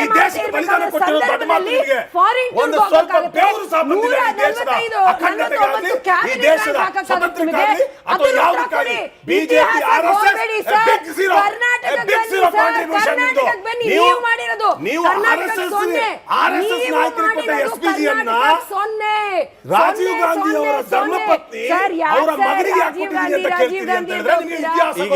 ಈ ಕಾಂಗ್ರೆಸ್ ಇಂದ ಸ್ವತಂತ್ರ ಬಂತ, ರಾಜೀವ್ ಗಾಂಧಿ ಅವರು ಸ್ವತಂತ್ರ ಬಂತ, ಏನ್ ಹೇಳ್ತಾ ಇದ್ದೀರಿ ನೀವು? ನಾನು ಸ್ವತಂತ್ರದ ಬಗ್ಗೆ ಮಾತಾಡ್ತಾ ಇಲ್ಲ. ನಾನು LTTE ವಿರೋಧಿಸೋದಕ್ಕೋಸ್ಕರ, ಉಗ್ರವಾದವನ್ನು ತಡ್ಕೊಳ್ಳೋದಕ್ಕೋಸ್ಕರ, ಖಲಿಸ್ತಾನಿಗಳನ್ನು ತಡ್ಕೊಳ್ಳಲ್ಲ ಅಂತ ಹೇಳಿದ್ರು. ಒಂದ್ ನಿಮಿಷ, ಇಬ್ಬರಿಗೂ ಸಮಯ ಕೊಡ್ತೀನಿ ಮತ್ತೆ ಪ್ಲೀಸ್. ಒಂದ್ ನಿಮಿಷ ಸಮಯ ಕೊಡ್ತೀನಿ, ಇಬ್ಬರಿಗೂ ಸಮಯ ಕೊಡ್ತೀನಿ ಪ್ಲೀಸ್, ಇಬ್ಬರಿಗೂ ಸಮಯ ಕೊಡ್ತೀನಿ ಒಂದ್ ನಿಮಿಷ. ಶಿವಶಂಕರ್ ಅವರು, ಈಗಾಗಲೇ ನಾವು ವಾಸ್ತವದ ವಿಚಾರವಾಗಿ ಮಾತಾಡೋಣ. ನಾನು ಆಗ್ಲೇ ಆರಂಭದಲ್ಲಿ ಹೇಳ್ತಾ ಇದ್ದೆ, ಈಗ ಪಾರ್ಟಿಯ ವಕ್ತಾರರಾಗಿರೋದ್ರಿಂದ ಅವರವರ ಪಾರ್ಟಿಯನ್ನ ವಹಿಸ್ಕೊಂಡು ಮಾತಾಡಬೇಕಾಗುತ್ತೆ, ಅದು ಅವರ ಕೆಲಸ. ಆದ್ರೆ ವಾಸ್ತವದ ವಿಚಾರವಾಗಿ ಇಡೀ ರಾಜ್ಯದ ಜನ ನೋಡ್ತಾ ಇರ್ತಾರೆ. 1000 ದಿನದಲ್ಲಿ ಸಿದ್ದರಾಮಯ್ಯ ಸರ್ಕಾರ ಮಾಡಿದ್ದೇನು, ಮಾಡಬೇಕಾಗಿರೋದು ಏನು ಅಂತ ಹೇಳಿ ಪತ್ರಕರ್ತರಾಗಿ ನನಗೆ ಮತ್ತೆ ಇದೆ. ಈ ಆರ್ಥಿಕತೆಯ ವಿಚಾರ ಕಾಡುತ್ತೆ, ಅಭಿವೃದ್ಧಿಯ ವಿಚಾರ ಕಾಡುತ್ತೆ, ಮೂಲ ಸೌಕರ್ಯಗಳ ವಿಚಾರ ಕಾಡುತ್ತೆ. ಶಾಲೆಯಲ್ಲಿ ಶಿಕ್ಷಕರಿಲ್ಲ ಅಂತ ಹೇಳಿ ಶಾಲೆಗಳನ್ನು ಮುಚ್ಚುವ ಹಂತಕ್ಕೆ ಈಗ ಹಲವು ರೀತಿಯ ಚರ್ಚೆಗಳು ಆಗ್ತಾ ಇದೆ. ಮತ್ತೊಂದು ಕಡೆ ರೇಷನ್ ಸಿಗ್ತಾ ಇಲ್ಲ ನ್ಯಾಯಬೆಲೆ ಅಂಗಡಿಯಲ್ಲಿ ಅನ್ನೋದ್ರ ಬಗ್ಗೆ ಚರ್ಚೆಗಳು ಆಗ್ತಾ ಇದೆ. ಶಕ್ತಿ ಯೋಜನೆಯ ಬಗ್ಗೆ ಸಾಕಷ್ಟು ಚರ್ಚೆ ಆಗುತ್ತೆ. ವಿದ್ಯಾರ್ಥಿಗಳಿಗೆ ಸಕಾಲದಲ್ಲಿ ಶಾಲೆಗಳಿಗೆ ಕಾಲೇಜುಗಳಿಗೆ ಹೋಗೋದಕ್ಕೆ ಬಸ್ಗಳು ಇಲ್ಲ ಅನ್ನುವಂಥದ್ದು ಚರ್ಚೆ ಆಗುತ್ತೆ. ಎಲ್ಲವನ್ನು ಹೆಂಗೆ ನೋಡ್ತೀರಿ ಸರ್? ನಾನು ಇವಾಗ ಈ ಚರ್ಚೆ 1 ಅವರ್ ಇದೆಯಲ್ಲ, 1 ಗಂಟೆ ಕಾಲ, ಇದು ಭಾಳ ದೊಡ್ಡ ಕಾಲಾವಧಿ ಅಂತ ತಿಳ್ಕೊಂಡಿದ್ದೆ. ಈಗ ಇದನ್ನು ನೋಡ್ತಾ ಇದ್ರೆ ಈಗ ಇನ್ನು ಹೋಗ್ತಾ ಇರೋ ರೀತಿ, ಅಂದರೆ ಈ ಚರ್ಚೆ ನಡೀತಾ ಇರೋ ರೀತಿ ಅಂದರೆ ಇವರಿಬ್ಬರಿಗೇನೆ ಒಂದು ದಿನ ಪೂರ್ತಿ ಕೊಡಬೇಕಾಗತ್ತೆ. ಯಾಕೆಂದರೆ ಇದು ಆ ರೀತಿ ನಡೀತಾ ಇದೆ. ಎರಡನೇ ಸೋಜಿಗ ವಿಚಾರ ಏನು ಅಂತಂದರೆ, ಜನಗಳ ದೃಷ್ಟಿಯಲ್ಲಿ ಬಿ ಜೆ ಪಿ ಮತ್ತು ಕಾಂಗ್ರೆಸ್ ಎರಡೂ ಒಂದೇ. ಈಗ ಬಿ ಜೆ ಪಿ ಸರಿಯಾಗಿ ಆಡಳಿತವನ್ನು ಕೊಟ್ಟಿದ್ದಿದ್ರೆ ಅವ್ರು ಇವತ್ತು ಆಡಳಿತವನ್ನು ನಡೆಸ್ತಾಯಿದ್ರು. ಅದಕ್ಕೋಸ್ಕರ ಜನ 2023ರಲ್ಲಿ ಅವ್ರನ್ನ ಸೋಲಿಸಿದ್ರು. ಈಗ ಅವ್ರು ಮಾಡಿದ ತಪ್ಪನ್ನು ಇವರು ಸರಿ ಮಾಡಿದ್ರ ಅಂತಂದರೆ, ಒಂದು ಉದಾಹರಣೆ 40% ಬಗ್ಗೆ ಪ್ರಸ್ತಾಪ ಆಯ್ತಲ್ಲ. ಈಗ 40% 40% ಕಾಂಟ್ರಾಕ್ಟರ್ಸ್ಗೆ ಏನು ಕಿಕ್ ಬ್ಯಾಕ್ ಕೊಡಬೇಕು ಅನ್ನೋ ಥರದ್ದು ಒಂದು ಏನು ಪ್ರಚಾರ ಆಯಿತು, ಅದರಿಂದ ಬಿ ಜೆ ಪಿನವರು ಸರ್ಕಾರ ಕಳ್ಕೊಂಡ್ರು. ಆದರೆ ಅದರ ಮೇಲ್ಗಡೆ ಆ ಕ್ಯಾಂಪೇನ್ ಮೇಲೆ ಗೆದ್ದು ಬಂದಂಥ ಕಾಂಗ್ರೆಸ್ನವರು ಇವತ್ತು 1000 ದಿನ ಆಡಳಿತ ನಡೆಸೋದ ಮೇಲೆ ಒಂದು ಸಾರಿ ಹಿಂದಿರುಗಿ ನೋಡಿದ್ರೆ ಆ 40% ಅಟ್ಲೀಸ್ಟ್ ಅದು ಹೋಗಬೇಕಾಗಿತ್ತಲ್ಲ, ಅದು 60% ಅಂತ ಈಗ ಅದೇ ಕಾಂಟ್ರಾಕ್ಟರ್ಗಳು ಹೇಳ್ತಾ ಇದ್ದಾರೆ ಅಂದರೆ, ಇದು ಕಾಂಗ್ರೆಸ್ ಸ್ವಲ್ಪ ಯೋಚನೆ ಮಾಡಬೇಕಾದ ವಿಚಾರಣೆ. ಕಳೆದ ಸರ್ಕಾರಕ್ಕಿಂತ ಹೆಚ್ಚಾಗಿದೆ ಈಗ ಅಂತ ಹೇಳ್ತಾರೆ. ಇದು ವಿಪರ್ಯಾಸನ ಅಲ್ವಾ? ಸಿದ್ದರಾಮಯ್ಯ ಅವರು ಈಗ ಹೌದು, ಮಂಜುನಾಥ್ ಅವರು 40%, ಕೆಂಪಣ್ಣ ಅವರು ಸತ್ತೋಗ್ಬಿಟ್ರು. ಅವ್ರು 40% ಅಂತ ಹೇಳಿದ್ದಕ್ಕೋಸ್ಕರ ಕಾಂಗ್ರೆಸ್ ಅವರು ಅದನ್ನು ಕ್ಯಾಂಪೇನ್ ಮಾಡಿ ಅದು ಅಧಿಕಾರಕ್ಕೆ ಬಂದರು. ಈಗ ಅಟ್ಲೀಸ್ಟು ವಿಪರ್ಯಾಸ, ಅಟ್ಲೀಸ್ಟ್ ಆ ಒಂದು ಪ್ರಾಬ್ಲಮ್ ಆದರೂ ಸಾಲ್ವ್ ಆಗಬೇಕಾಗಿತ್ತಲ್ವ? ಅದೇ ಕಾಂಟ್ರಾಕ್ಟರ್ಸ್ ಬಂದು ಇಲ್ಲಿ ನಾವು ಬೆಂಕಿಯಿಂದ ಬಾಣಲೆಗೆ ಬಿದ್ದಂಗಾಯಿತು ಅಂತ ಹೇಳಿದ್ದು ಒಂದು ರೀತಿಯಲ್ಲಿ ಕಾಂಗ್ರೆಸ್ಸು ಅದಕ್ಕೆ ಉತ್ತರ ಕೊಡಲೇಬೇಕಾಗುತ್ತೆ ಜನಗಳಿಗೆ. ಎರಡನೇದು, ಇದು ಸಾಕಷ್ಟು ವಿಚಾರಗಳಿದೆ, ನಾನು ಒಂದು 2-3 ಮಾತ್ರ ಸೆಕ್ಷನ್ಗಳನ್ನು ತಗೊಳ್ತೀನಿ. ಒಂದು ಆರ್ಥಿಕತೆ, ಹಣಕಾಸು ವಿಚಾರ. ಎರಡನೇದು ಅದು ಸಾಲ, ಇದು ಡೆಟ್ ಅಂತ ಹೇಳಿದ್ರಲ್ಲ, ಅದ್ರ ಬಗ್ಗೆ ಒಂದು ರೀತಿಯ ಇದು ಬಿ ಜೆ ಪಿಯವ್ರು ಏನು ಮಾಡಿದ್ದಾರೆ, ಕಾಂಗ್ರೆಸ್ ಅವ್ರು ಏನು ಮಾಡಿದ್ದಾರೆ ನಾವು ಅನಲೈಸ್ ಮಾಡಬೇಕಾಗುತ್ತೆ. ಎರಡನೇದು ಬಹಳ ಮುಖ್ಯವಾಗಿ ಒಂದು ನಾವು ಬಿಟ್ಬಿಡ್ತಾ ಇರೋದು ನಾವೇನು ಅಂತಂದರೆ, ಈಗ ಇದು ಕೇಂದ್ರದ ತಾಕಲಾಟ, ಕೇಂದ್ರ ನಮಗೆ ಅನ್ಯಾಯ ಮಾಡ್ತಾ ಇದೆ ಅಂತ ಸಿದ್ದರಾಮಯ್ಯ ಅವ್ರು ಹೇಳ್ತಾ ಇದ್ದಾರೆ. ಅದು ಸ್ವಲ್ಪ ಮಟ್ಟಿಗೆ ಕರೆಕ್ಟು ಕೂಡ ಇದೆ. ಯಾಕೆಂತಂದರೆ 5300 ಕೋಟಿ ಕೊಡ್ತೀನಿ ಅಂತ ಕೊಡಲಿಲ್ಲ, ಅದೆಲ್ಲ ಸರಿ. ಆದರೆ ಬರೀ ಕೇಂದ್ರ ಸರ್ಕಾರದ ಮೇಲೆ ಬ್ಲೇಮ್ ಮಾಡೋದು ಅಷ್ಟೇ ಅಲ್ಲ. ಉದಾಹರಣೆಗೆ ಲೋಕಲ್ ಬಾಡೀಸ್ ಅಂತ ತಗೊಳ್ಳೋಣ. ಈ ಇದನ್ನು ಅರ್ಬನ್ ಲೋಕಲ್ ಬಾಡೀಸು ಮತ್ತು ಇದನ್ನು ರೂರಲ್ ಲೋಕಲ್ ಬಾಡೀಸ್, ZPTP, ಗ್ರಾಮ ಪಂಚಾಯತಿ, ನಮ್ಮ BBMP, ಇವಾಗ ಗ್ರೇಟರ್ ಬ್ಯಾಂಗ್ಳೂರ್ ಆಗಿರೋದು. ಇದು ಈ ಎಲೆಕ್ಷನ್ ಅಂದರೆ ಸಿದ್ದರಾಮಯ್ಯ ಅವರು ಬಂದ ಮೇಲೆ ಇದು ಯಾಕೆ ಇಷ್ಟಕ್ಕೂ ಎಲೆಕ್ಷನ್ನೇ ನಡೆಸಲಿಲ್ಲ? ಇದು ಒಂದು ಬರೀ ಪ್ರಜಾತಾಂತ್ರಿಕವಾದಂಥ ಒಂದು ಮ್ಯಾಂಡೇಟ್, ಅದು ಡೆಮೋಕ್ರೆಟಿಕ್ ಆಬ್ಲಿಗೇಷನ್ನು. ಈಗ ನೀವು 3 ಟೈರ್ ಸಿಸ್ಟಮ್ಮು, ಲೋಕಲ್ ಗವರ್ನೆನ್ಸು ಈಗೆಲ್ಲ ಹೇಳ್ತೀವಲ್ಲ ನಾವು, ಡಿಸೆಂಟ್ರಲೈಸೇಷನ್ ಅಂತ. ಇವಾಗ ರಾಮ್ಜಿ ತಂದುಬಿಟ್ರು ಬಿ ಜೆ ಪಿಯವರು ಅಂತ ನಾವು ಗಲಾಟೆ ಮಾಡ್ತಾ ಇದ್ದೀವಲ್ಲ. ಆದರೆ ಆ ಗ್ರಾಮ ಸ್ವರಾಜ್ಯಕ್ಕೆ ನಾವೇನು ಒತ್ತು ಕೊಟ್ಟಿದ್ದೀವಿ ಅಂತ ಹೇಳಿದ್ರೆ, ಕಾಂಗ್ರೆಸ್ನವ್ರು ಬಂದು ಲೋಕಲ್ ಬಾಡಿ ಎಲೆಕ್ಷನ್ಸೇ ಮಾಡಿಲ್ವಲ್ಲ. ಅದು ನಾವು ಈ 1000 ವರ್ಷದ ವಿಚಾರದಲ್ಲಿ ಅದನ್ನು ತೊಗೊಳ್ಬೇಕು. ಒಂದು, ಈಗ ನೋಡಿ 196 ಲೋಕಲ್ ಬಾಡಿಗೆ ಎಲೆಕ್ಷನ್ಸ್ ಬಾಕಿ ಇದೆ. ಇದ್ರ ಪರಿಣಾಮ ಏನು ಅಂತ ಕೇಳ್ತೀರಾ? ಇದರ ಪರಿಣಾಮ ಏನು ಅಂತಂದರೆ, ಕೇಂದ್ರದಿಂದ ಅನುದಾನ ಬರಬೇಕಲ್ಲ. ಈಗ finance commission, 15th finance commission ಅವರು ಇದನ್ನು ಅಲೋಕೇಟ್ ಮಾಡಿದ್ದು, ಈಗ 16th ಫೈನಾನ್ಸ್ ಕಮಿಷನ್ ಬಂದಿದೆ. 18,000 ಕೋಟಿ ಕೇಂದ್ರದಿಂದ ಬರಬೇಕಾಗಿರೋದು ರಾಜ್ಯ ಸರ್ಕಾರಕ್ಕೆ ಬರಲಿಲ್ಲ. ಯಾಕೆ ಅಂದರೆ ಕೇಂದ್ರ ಸರ್ಕಾರ ನಿರಾಕರಣೆ ಮಾಡಿದ್ದಲ್ಲ, ಲೋಕಲ್ ಬಾಡೀಸೇ ಇಲ್ಲದೇ ಇರೋದ್ರಿಂದ, ಲೋಕಲ್ ಬಾಡೀಸ್ಗೆ ಎಲೆಕ್ಷನ್ಸ್ ನಡೆಸದೇ ಇರೋದ್ರಿಂದ 18,000 ಕೋಟಿ ಕರ್ನಾಟಕ ರಾಜ್ಯ ಕಳ್ಕೊಳ್ತು. ಇದಕ್ಕೆ ಯಾರು ಉತ್ತರ ಕೊಡಬೇಕು? ಈಗ ನಾವು ಹೇಳ್ತೀವಿ ಅಂದರೆ, ಇಲ್ಲ BJPನವರು ಫಸ್ಟು ಎಲೆಕ್ಷನ್ ಮಾಡಬೇಕಾಗಿತ್ತು. BBMP ಇತ್ತಲ್ಲ, ಆವಾಗ BBMP ಕಾಲದಲ್ಲಿ, ಅಂದರೆ BJP ಕಾಲದಲ್ಲಿ BBMP ನಡಿಬೇಕಾಗಿತ್ತು. ZPTP ಕೂಡ BJP ಕಾಲದಲ್ಲೇ ನಡಿಬೇಕಾಗಿದ್ದು. ಆವಾಗ ZPTP ಯಾಕೆ ನಡೀಲಿಲ್ಲ ಅಂದರೆ ಕೋವಿಡ್ ಬಂತು ಅಂತ. ಆಮೇಲೆ BBMP ಕೂಡ ಕೋವಿಡ್ ಬಂತು ಅಂತ. ಆಮೇಲೆ ಕೋವಿಡ್ ಹೋದ್ಮೇಲೆ ಆದರೂ ಬಸವರಾಜ ಬೊಮ್ಮಾಯಿ ಅವ್ರ ಸರ್ಕಾರ ಎಲೆಕ್ಷನ್ ನಡೆಸಬೇಕಾಗಿತ್ತು. ಓಕೆ, ನಡೆಸಲಿಲ್ಲ. ಸಿದ್ದರಾಮಯ್ಯ ಅವ್ರು ಬಂದ ಮೇಲೆ ನಡೆಸಬೇಕಾಗಿತ್ತಲ್ಲ. ಅದರಿಂದ 18,000 ಕೋಟಿ ನಷ್ಟ ಆಯಿತು. ಇದಕ್ಕೆ ಯಾರು ಹೊಣೆ? ಅದರಿಂದ ಇವಾಗ ನೆಕ್ಸ್ಟ್ ಸಾಲದ ವಿಚಾರಕ್ಕೆ ಬರೋಣ. ಈಗ ಹೇಗಾಗಿದೆ ಅಂತಂದರೆ, ಸಿದ್ದರಾಮಯ್ಯ ಅವರ ಒಂದು ಇದು ರಾಜ್ಯಾಡಳಿತದ ಪರಿಸ್ಥಿತಿ, ಅವರು 4,09,000 ಕೋಟಿ ಬಜೆಟ್ ಗಾತ್ರವನ್ನು 2025-26ಕ್ಕೆ ಕೊಟ್ಟರು. ಈಗ ರೆವಿನ್ಯೂ ಶಾರ್ಟ್ ಫಾಲ್ ಅಂತೇಳಿ ಒಂದಂತೂ ನಿಜ. ಯಾಕಂತಂದರೆ ಅವರು ಎಲ್ಲ ಯಾವ್ಯಾವುದ್ರಲ್ಲಿ ಸಾಧ್ಯ ಆಗಿದೆಯೋ ಅದರೆಲ್ಲ ತೆರಿಗೆಯನ್ನು ಏರಿಸಿದ್ದು ನಿಜ. ನೀವು ಗೈಡೆನ್ಸ್ ವ್ಯಾಲ್ಯೂ ಬಗ್ಗೆ ಹೇಳಿದ್ರಿ. ಆಮೇಲೆ ಗೈಡೆನ್ಸ್ ವ್ಯಾಲ್ಯೂ ಮೇಲ್ಗಡೆ guidance value is the ad valorem of guidance value. Stamp ಡ್ಯೂಟಿನೂ ಜಾಸ್ತಿ ಮಾಡಿ ಗೈಡೆನ್ಸ್ ವ್ಯಾಲ್ಯೂನೂ ಜಾಸ್ತಿ ಮಾಡೋದು ನಿಜ. ಇಷ್ಟಾದ ಮೇಲೂ ಕೂಡ ರೆವಿನ್ಯೂ ಶಾರ್ಟ್ ಫಾಲ್ ಅಂತ, ಅಂದರೆ 4,09,000 ಆಗ್ತಾ ಇಲ್ಲ. ಅದಕ್ಕೆ ಈಗ ಬಜೆಟ್ ರಿವಿಷನ್ ಆಗ್ತಾ ಇದೆ, ಡೌನ್ವರ್ಡ್ ರಿವಿಷನ್ ಆಗ್ತಾ ಇದೆ. ಅಂದರೆ ಬಜೆಟ್ ಎಸ್ಟಿಮೇಷನಿಂದ ಡೌನ್ವರ್ಡ್ ರಿವಿಷನ್ ಅಂದರೆ ಸುಮಾರು ನಿಮಗೆ 15,000-20,000 ಕೋಟಿ ನಿಮಗೆ ರೆವಿನ್ಯೂ ಶಾರ್ಟ್ ಫಾಲ್ ಆಗೋದ್ರಿಂದ ಬಜೆಟ್ ಗಾತ್ರನೇ ಕಮ್ಮಿ ಆಗುತ್ತೆ. ಬಜೆಟ್ ಗಾತ್ರ ಕಮ್ಮಿ ಆಗುತ್ತೆ ಅಂದರೆ ಬಂಡವಾಳ ಇದು ವೆಚ್ಚ ಕಮ್ಮಿ ಆಗೋದು. ಅಂದರೆ ನಿಮ್ಮ ಇದು ಈಗ ನೀವು ಬಡ್ಡಿ ಕಟ್ಟಬೇಕಾದ ಬಡ್ಡಿನ ನೀವು ಕಟ್ ಮಾಡೋಕ್ಕಾಗಲ್ಲ, ಸ್ಯಾಲ್ರಿಯನ್ನು ಕಟ್ ಮಾಡೋಕ್ಕಾಗಲ್ಲ, ಪೆನ್ಷನನ್ನು ಕಟ್ ಮಾಡೋಕ್ಕಾಗಲ್ಲ. ಆದರೆ ನೀವು ಇದು ಅಭಿವೃದ್ಧಿಗೆ ಅಂತ ಇಟ್ಕೊಂಡಿದ್ದೀರಲ್ಲ ಬಂಡವಾಳ ವೆಚ್ಚ, ಅದು ಕಮ್ಮಿ ಆಗುತ್ತೆ. ಈಗ ಒಟ್ಟು ನಮ್ಮಲ್ಲಿ 7,50,000 ಕೋಟಿ ಸಾಲದ ಹೊರೆ. ಅದರಿಂದ 55,000 ಕೋಟಿ ಬರೀ ಬಡ್ಡಿಗೆ ಹೋಗುತ್ತೆ. ಸೊ ಇದು ಪರಿಸ್ಥಿತಿ. ಒಂದು ಕೊನೆಯದಾಗಿ ಹೇಳೋದಂದ್ರೆ ಕೇಂದ್ರ ಸರ್ಕಾರನೂ ಅಷ್ಟೇ 196 ಲಕ್ಷ ಕೋಟಿ ಇದ್ದಂಥ ಸಾಲ ಇವಾಗ 205 ಲಕ್ಷ ಕೋಟಿಗೆ ಹೋಗಿದೆ. ಅದರ ಪರಿಣಾಮ ಏನಂತಂದರೆ 16 ಲಕ್ಷ ಕೋಟಿ ಅವರು ಬಡ್ಡಿನೇ ಕಟ್ಟಬೇಕು. ಈ ಸತಿ ನಿರ್ಮಲಾ ಸೀತಾರಾಮನ್ ಅವರು ಪಡೆದಂತಹ ಹೊಸ ಸಾಲದ ಮೊತ್ತ ಎಷ್ಟು ಗೊತ್ತಾ? 16 ಲಕ್ಷ ಕೋಟಿ. ಬಡ್ಡಿ ಕಟ್ಟೋದೆಷ್ಟು? 16.5 ಲಕ್ಷ ಕೋಟಿ. ಅಂದ್ರೆ ಸಾಲ ತಗೊಳ್ಳೋದು ಅಲ್ಲ, ಅಂದ್ರೆ ಸಾಲ ತಗೊಳ್ಳೋದು ಬಡ್ಡಿ ಕಟ್ಟೋದು. ಈ ಕಾರ್ಯಕ್ರಮದ ಕೊನೆ ಭಾಗದಲ್ಲಿದ್ದೀವಿ. ಏನ್ ಹೇಳೋದಕ್ಕೆ ಬಯಸ್ತೀರಿ ರಾಜುಗೌಡ್ರೆ? ಈಗ ಕುಮಾರಸ್ವಾಮಿ ಅವರಂತೂ ಸಾಲದ ಹೊರೆ ಅನ್ನುವಂಥ ಮಾತನ್ನ ಹೇಳಿದ್ರು, ದತ್ತಾಂಶಗಳು ಅದೇ ರೀತಿ ಹೇಳುತ್ತೆ ಅನ್ನುವಂಥ ಮಾತನ್ನ ನೀವು ಹೇಳ್ತಾ ಇದ್ರಿ. ನೀವು ಅಧಿಕಾರದಲ್ಲಿದ್ದಾಗ ಮಾಡಿದ್ದೇನು? ಅಟ್ಲೀಸ್ಟ್ ಜನ ಈಗ ಖುಷಿಯಾಗಿದ್ದಾರೆ, ಆರಾಮಾಗಿದ್ದಾರೆ ಅಂತ ಕಾಂಗ್ರೆಸ್ನವ್ರು ಹೇಳ್ತಾರೆ. ನಿಮಗೆ ಬಹಳ ಕಡಿಮೆ ಸಮಯ ಇದೆ ಸರ್. ಇಲ್ಲ, ನಾವು ಅಧಿಕಾರದಲ್ಲಿದ್ದಾಗ ಏನು ಮಾಡಿದ್ದೀವಿ ಅನ್ನೋದು ಜನತೆನೇ ಮಾತಾಡ್ತಾರೆ. ಯಾಕೆಂದರೆ ರೈತರ ಸಾಲ ಮನ್ನಾ ಅನ್ನೋ ಒಂದು ಯೋಜನೆ ಕೊಟ್ರಲ್ಲ, ಅವತ್ತಿನ ಕಾಲಕ್ಕೆ ಎಲ್ಲೆಲ್ಲಿ ಸೋರಿಕೆ ಆಗ್ತದೆ, ಕಡೆಗೆ ಒಬ್ಬ MLA ಮಿನಿಸ್ಟರ್ಗಳಿಗೂ ಕೂಡ ಹೊಸ ಕಾರ್ ಪರ್ಚೇಸ್ ಮಾಡಬೇಡಿ, ಇರೋ ಕಾರನ್ನೇ ಬಳಸಿ ಅನ್ನೋ ಮಟ್ಟಕ್ಕೆ ಒಂದು ಸುಧಾರಣೆ ತಂದಂಥವ್ರು ಕುಮಾರಸ್ವಾಮಿ ಅವರು. ಅಂದರೆ ಜನಗಳಿಗೆ ಹೊರೆ ಆಗಬಾರ್ದು, ಎಲ್ಲೆಲ್ಲಿ ಕಾಸ್ಟ್ ಕಟ್ ಮಾಡಬೇಕು ಅನ್ನೋದ್ರ ಬಗ್ಗೆ ಚಿಂತನೆ ನಡೆಸಿ ಒಳ್ಳೆ ಆಡಳಿತ ಕೊಟ್ಟು ಸಾಲ ಕಡಿಮೆ ಮಾಡ್ದು. ಆದರೆ ಸಿದ್ದರಾಮಯ್ಯನವ್ರ ಸರ್ಕಾರದಲ್ಲಿ ಐಷಾರಾಮಿ ಖರ್ಚುಗಳು ಹೆಚ್ಚಾದ್ವೇ ವಿನಃ ಆದರೆ ಜನಗಳಿಗೆ ಸಮಸ್ಯೆ ಬಗೆಹರಿಲ್ಲ. ಇನ್ನು ರೆವಿನ್ಯೂ ಇಲಾಖೆಗೆ ಬಂದಾಗೂ ಅಷ್ಟೇ. ರೆವಿನ್ಯೂ ಇಲಾಖೆಯಲ್ಲಿ ನೋಡಿ, ಇವತ್ತು ಶಿವಕುಮಾರ್ ಸರ್ ಅವರು ತುಂಬ ಒಂದು ಒಳ್ಳೆ ಪಾಯಿಂಟ್ ಎತ್ತಿದ್ರು. ಇವತ್ತು 30,000 ಕೋಟಿ ಅಲ್ಲಿಂದ ಕಲೆಕ್ಟ್ ಆಗಬೇಕಾಯ್ತು, 20,000 ಆಗಿದೆ. ನಮ್ಮ ಮುನೀರ್ ಅವರು ಅದನ್ನು ಹೆಂಗೆ ಸಮರ್ಥಿಸ್ತಾರೆ ಅಂದರೆ ಏನೋ ದೊಡ್ಡ ಸಾಧನೆ ಮಾಡಿದ್ದೀವಿ ಅನ್ನೋದು ಸಮರ್ಥಿಸ್ತಾ ಇದ್ದಾರೆ. ಒಂದು ನಿಮಿಷ ಮುನೀರ್ ಲೆಟ್ ಮಿ ಫಿನಿಶ್. ನಾಳೆ ದಿನ ಇದೇ ಪರಿಸ್ಥಿತಿ ಕೇಳಿ, ಸಾಲದ ಬಡ್ಡಿ ಜನಗಳ ತಲೆ ಮೇಲೆ ಬೀಳ್ತಾ ಹೋದ್ರೆ ಸಾಲ ಜಾಸ್ತಿ ಆಗುತ್ತೆ ವಿನಃ ದಿವಾಳಿ ತನಕ ತಂದು ನಡೀತಾ ಇದೆ. ಸಿದ್ದರಾಮಯ್ಯನವರು ಇದ್ರ ಕಡೆ ಸಾವಿರ ಸಾಧನೆಗಳಲ್ಲ, ಸಾವಿರ ಸಮಸ್ಯೆಗಳನ್ನು ತಂದಿಟ್ಟಿರುವಂತ ಈ ಕಾಂಗ್ರೆಸ್ ಸರ್ಕಾರದ ಬಗ್ಗೆ ಜನರು ಮಾತಾಡ್ತಾ ಇರುವಂತದ್ದು ಯಾವಾಗ ಮುಗಿಯುತ್ತೆ ಈ ಕಾಂಗ್ರೆಸ್ ರೇನು ಅಂತ ಅವ್ರಿಗೆ ಸಾಕಾಗಿ ಹೋಗಿದೆ. ಇವಾಗ ನೀವು ಫೈನಾನ್ಸ್ ಕಮಿಷನ್ ಬಗ್ಗೆ ಹೇಳಿದ್ರಿ, ಸಮಯ ಕಡಿಮೆ ಇದೆ ಅಂತ ನಾನು ಹೇಳ್ಬಿಡ್ತೀನಿ. 29% ಇದ್ದಿದ್ದು 11th ಮತ್ತು 12th ಫೈನಾನ್ಸ್ ಕಮಿಷನ್ ತಂದಿದ್ದು 30%. ನಮ್ಮ ಸರ್ಕಾರ ಅಡಿಯಲ್ಲಿ ಇರುವಂತಹ ಫೈನಾನ್ಸ್ ಕಮಿಷನ್ ತಂದಿದ್ದು 42%. ಇಂತಹ ಒಂದು ಸರ್ಕಾರವನ್ನ ಮೇಲೆ ಸುಳ್ಳು ಆರೋಪ ಮಾಡಿ ಬರೀ ಕೇಂದ್ರ ಸರ್ಕಾರ ಕೇಳಿಸ್ಕೊಳ್ಳಿ ಸರ್,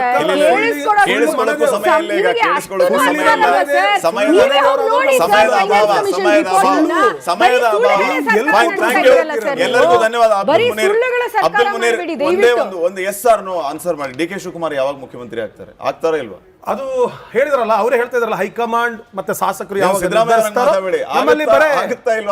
ಅರ್ಧ ಡಜನ್ ನಾಯಕರಿದ್ದಾರೆ.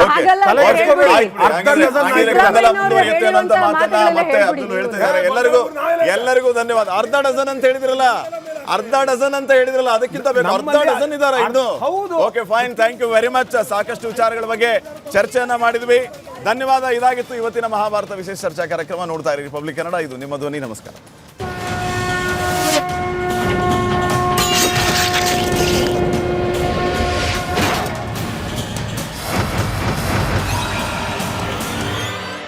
ಚಹಾದ ಅಸಲಿ ಟೇಸ್ಟ್ MDHD+ ನಿಂದಲೇ ಬರುತ್ತೆ.